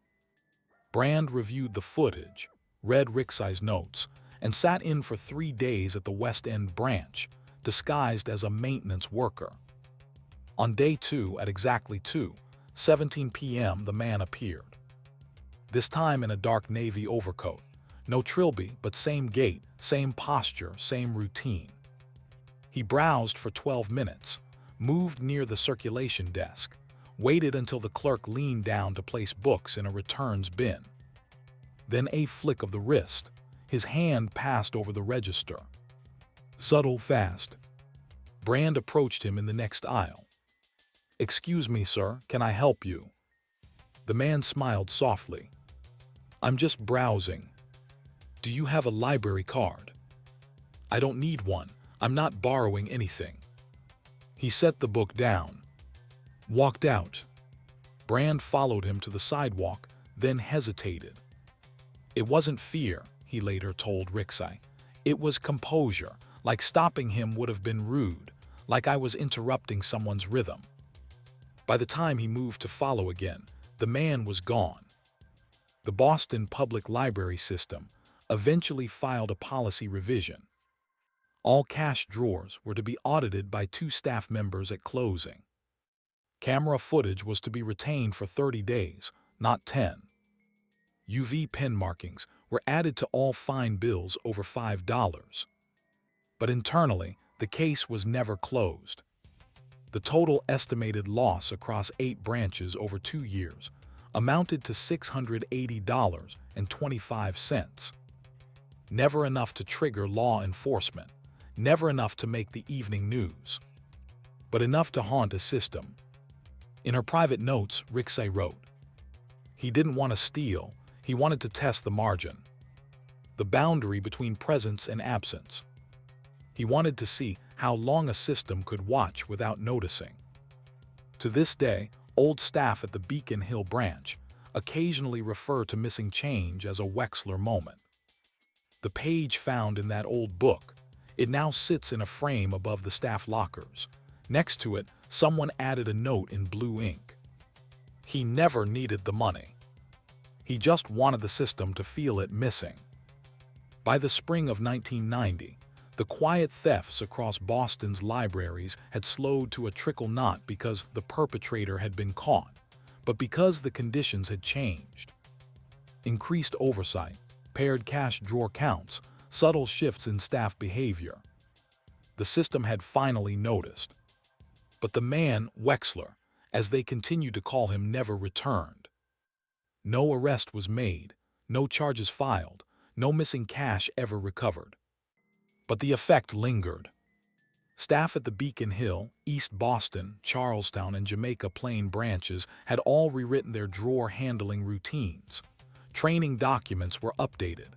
Quiet conversations continued in back rooms, where new clerks were told, "Watch the desk when it's busy," not because of big theft but because of him.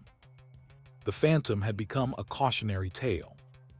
And yet there was no hard proof, only pattern inference behavior. But perhaps that was his final act to vanish before the story could crystallize. Detective Niles Brand, the only law enforcement officer who ever directly confronted the man, left the Boston Police Department in 1993. In his personal papers discovered years later in a city archives donation was a single report titled, "Low-Yield Theft in High-Trust Environments, The Case of the Quiet Man."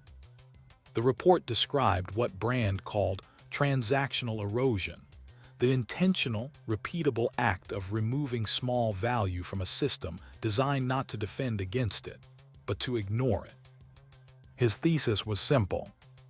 When a system depends on trust to function, its greatest weakness is its inability to respond to non-threatening irregularity.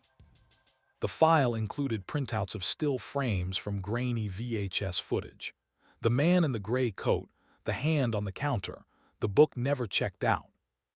At the end of the document, Brand included a handwritten note. We were looking for motive, but he was studying the margin. Not the crime, the tolerance of the system to accept it. In 1995, Elaine Rixey, then promoted to regional branch manager, gave a short talk at a staff orientation seminar for new clerks. It was titled, "The Smallest Crime, How to Notice the Unnoticed." She didn't name the phantom directly, but she described his method. Observe the system. Understand its rhythms. Operate within its blind spots. Take just below the threshold. Leave nothing out of place. Never get greedy. Disappear. Her talk ended with a single question. If you could take from a system just enough and never be caught, would it still be theft? Or would it be a kind of message, one the system was meant to hear? The audience was quiet. And perhaps that was the point. In 2001, long after the thefts had faded from memory, a former clerk at the East Boston branch found a book misfiled behind a row of public finance texts. It was dusty, untouched for years.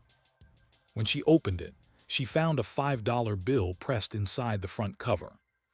The page it marked, a chapter titled, "Marginal Loss, The Psychology of Systemic Apathy." On the margin in pencil, "You paid attention, that's all I wanted." The phantom of the library finds, if that was his name, may have stolen less than $700 total. But what he left behind was worth much more. A lesson in system fragility, a case study in behavioral attention, and a quiet legend told in breakrooms and back offices across Boston's oldest libraries. No mask, no weapon, no chase. Just intentional silence slipped in through the cracks of routine. In the end, his crime wasn't about the money. It was about the margin of trust and how easily it could be redrawn, one coin at a time. Story 6. The Great Umbrella Heist, London, 1845. On the morning of March 6, 1845, in the heart of a rainy Clerkenwell, a gentleman named Albert Linton walked into his shop and realized at once that something was wrong. The door to Linton's umbrella and stick emporium was shut as he had left it the night before. The shutters were secured. The iron padlock bore no signs of tampering. But inside, the shop was unmistakably emptier. Specifically, the long mahogany wall racks that had once held over 400 umbrellas handcrafted, imported, and hand-stitched were now eerily bare. Gone. Not overturned, not broken. Just missing. Linton, a former haberdasher turned specialty merchant, stood speechless. The place had not been ransacked. The drawers were still full of invoices. The petty cash box remained untouched. But every single one of his umbrellas, from the mass-produced carriage varieties to his prized French silk canopies, had vanished in the night.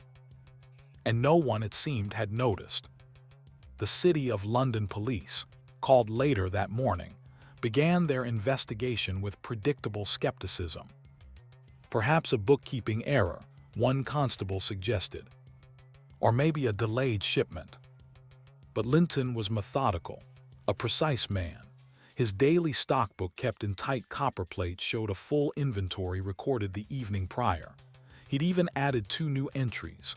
One ex-lady's violet parasol, pearl handle, and one ex-gentleman's crook handle, ebony shaft, imported lion canopy.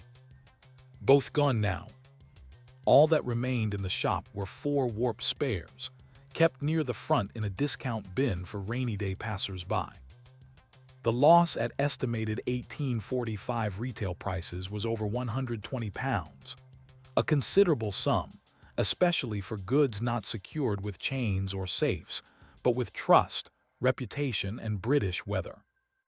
And so began what the London Dispatch would later call the most polite theft in modern memory. Initial investigation focused on access. The back alley door showed no sign of forced entry, but the lock, a simple 2-bolt brass clasp, bore the faintest scratches around the keyhole. Not deep gouges, but delicate tampering.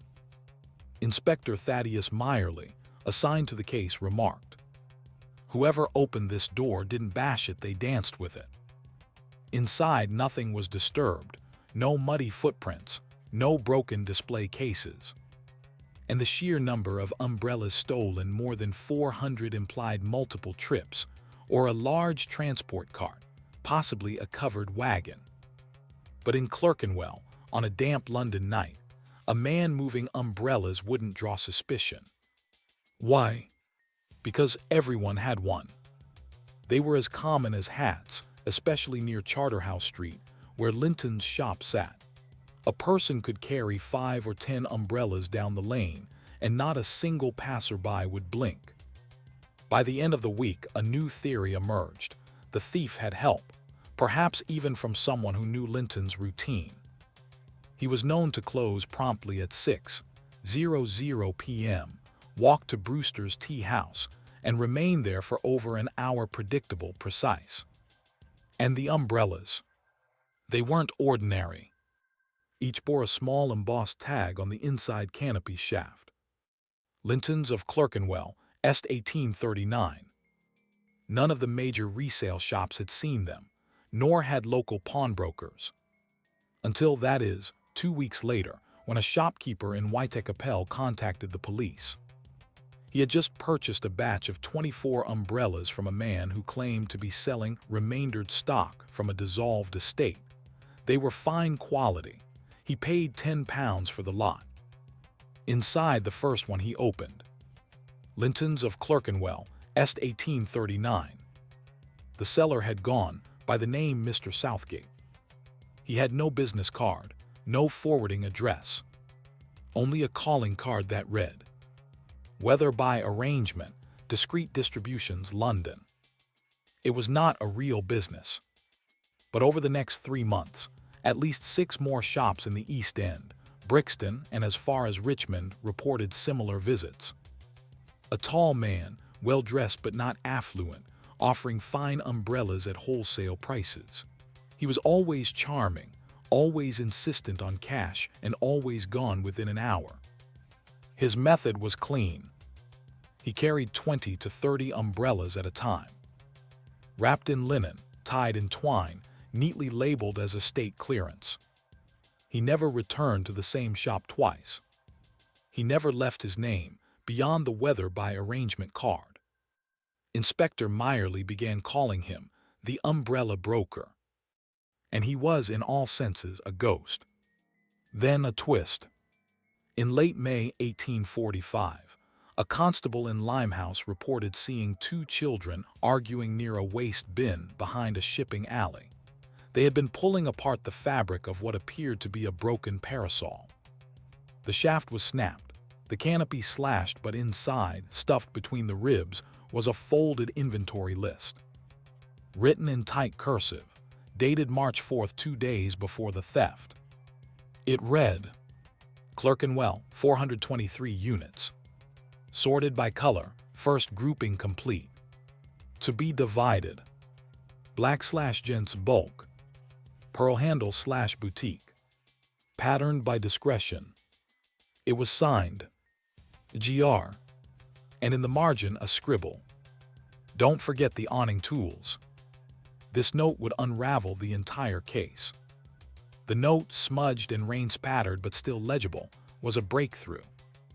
Inspector Thaddeus Meyerly leaned over it at his desk under the dim gaslight of the City of London Police Headquarters, mouth pursed. The initials G.R. were his first real clue. Combined with the mention of awning tools, it suggested planning, not just opportunism.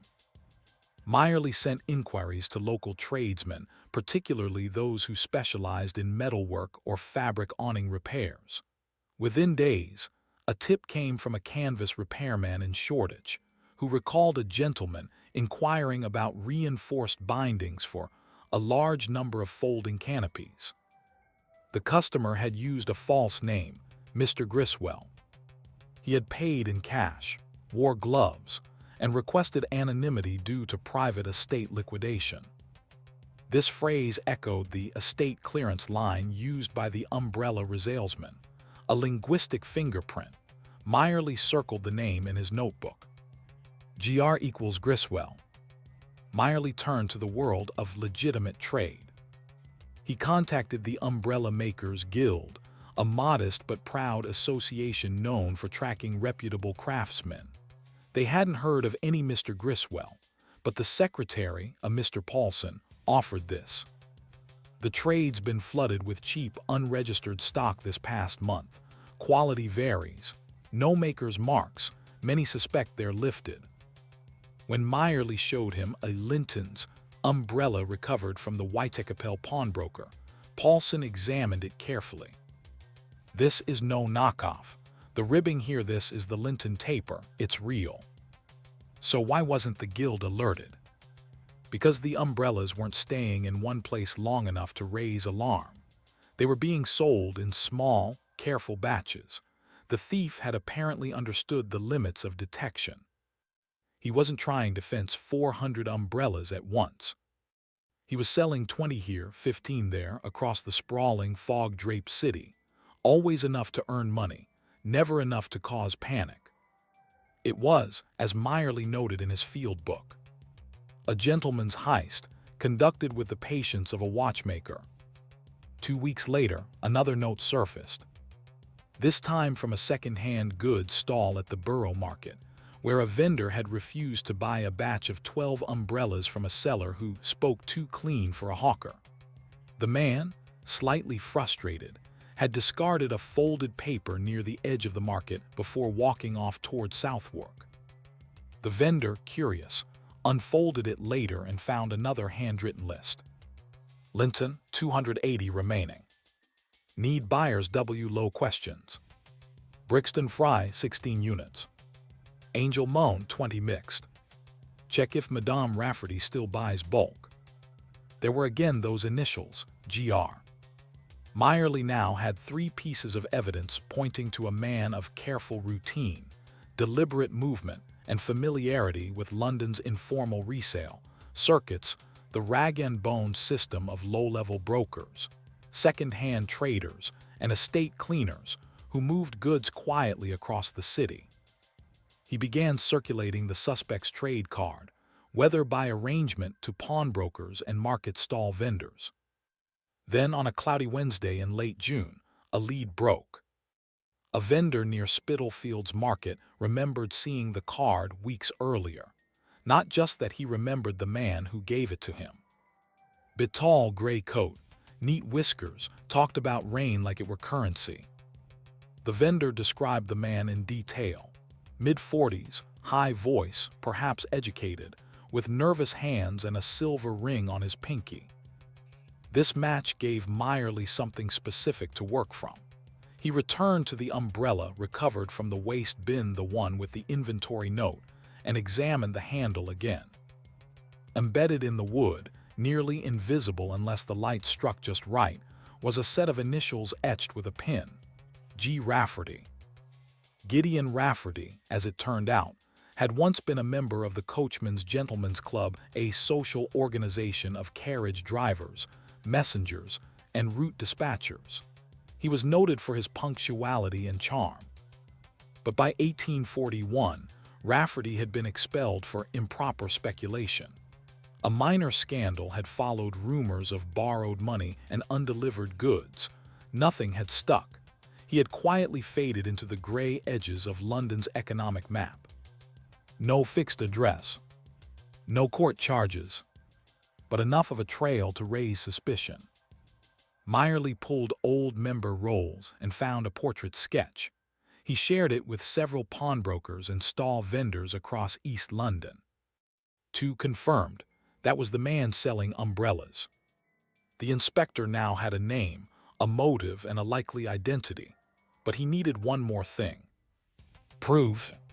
He devised a plan. The next confirmed sales destination was Brixton, based on the second note, so he arranged a controlled sale. Two undercover constables posed as second-hand vendors, setting up a modest stall near the high street, prominently displaying signs reading, "Buying gents' goods, cash only." Sure enough, on Friday morning, just after the market carts finished unloading, a man approached them with a wrapped bundle. 12 umbrellas, all Linton.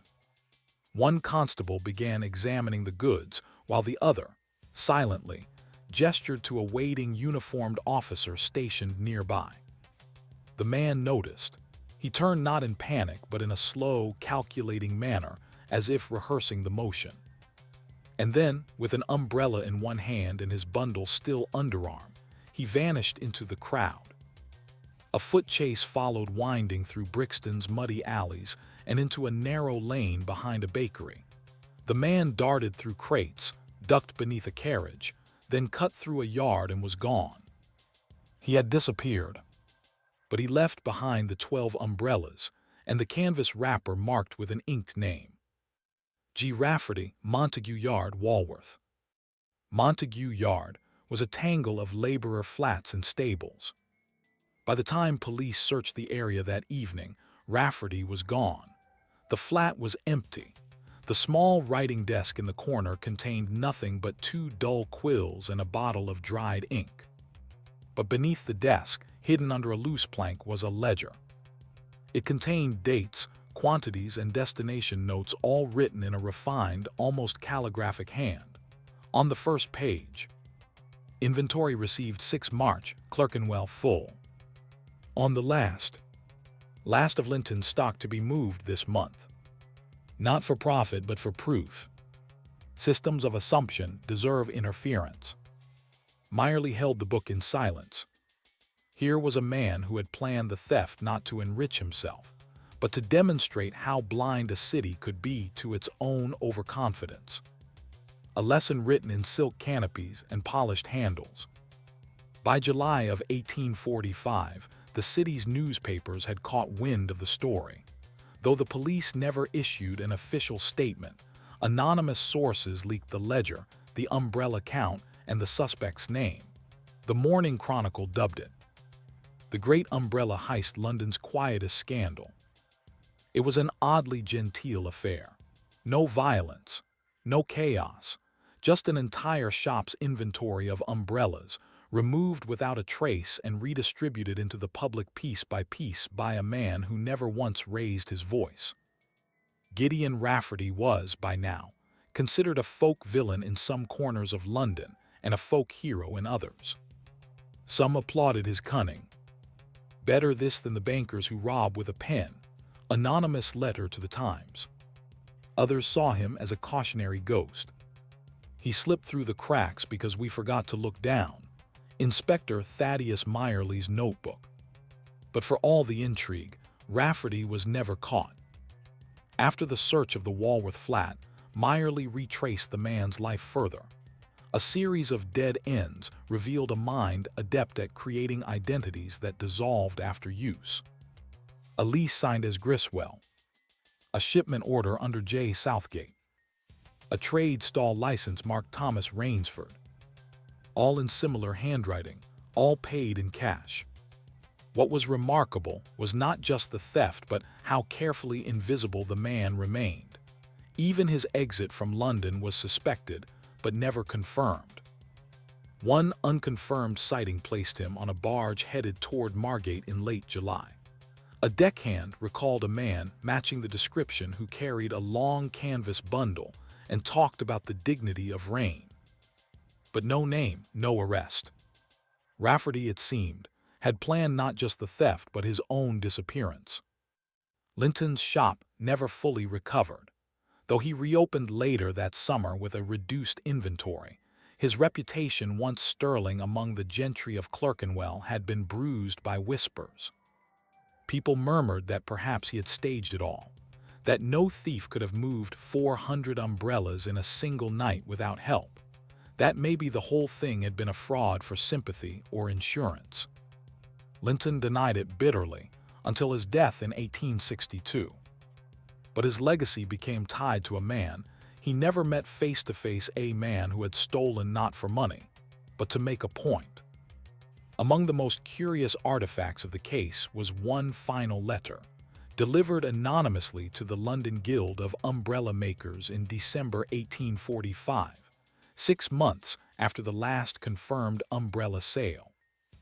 It read, "To the makers of weather's finest shields, you craft with precision, you measure fabric with care, but you placed your trust in assumption that no one would look closely, that no one would test the hinges of your commerce. I thank you for your blind spot. It was roomy enough for me to move 423 of your creations with ease and grace. May you stitch not just for rain, but for reflection. A humble arranger of weather." The note was unsigned. Its envelope bore no postmark. It was folded perfectly, pressed between the folds of a black umbrella canopy, and hand-delivered on a rainy morning to the Guild's doorstep. Legacy and reflection. The great umbrella heist of 1845 has been largely forgotten by modern popular history, but among antique collectors and library archivists, it remains a rare gem of criminological curiosity. In university criminology classes focused on non-violent property crimes, the case is occasionally cited as a study in psychological thresholds of suspicion, exploitation of systemic trust, serial low-volume fencing, criminal aesthetics, and Gideon Rafferty, for all his slipperiness, may have inadvertently helped usher in more rigorous inventory and resale laws in the years that followed. Several boroughs introduced ordinances requiring registration of bulk goods resale, particularly for personal accessories like umbrellas, gloves, and hats. Ironically, the man who distributed the stolen goods was also the man who, by his actions, forced the system to tighten its seams.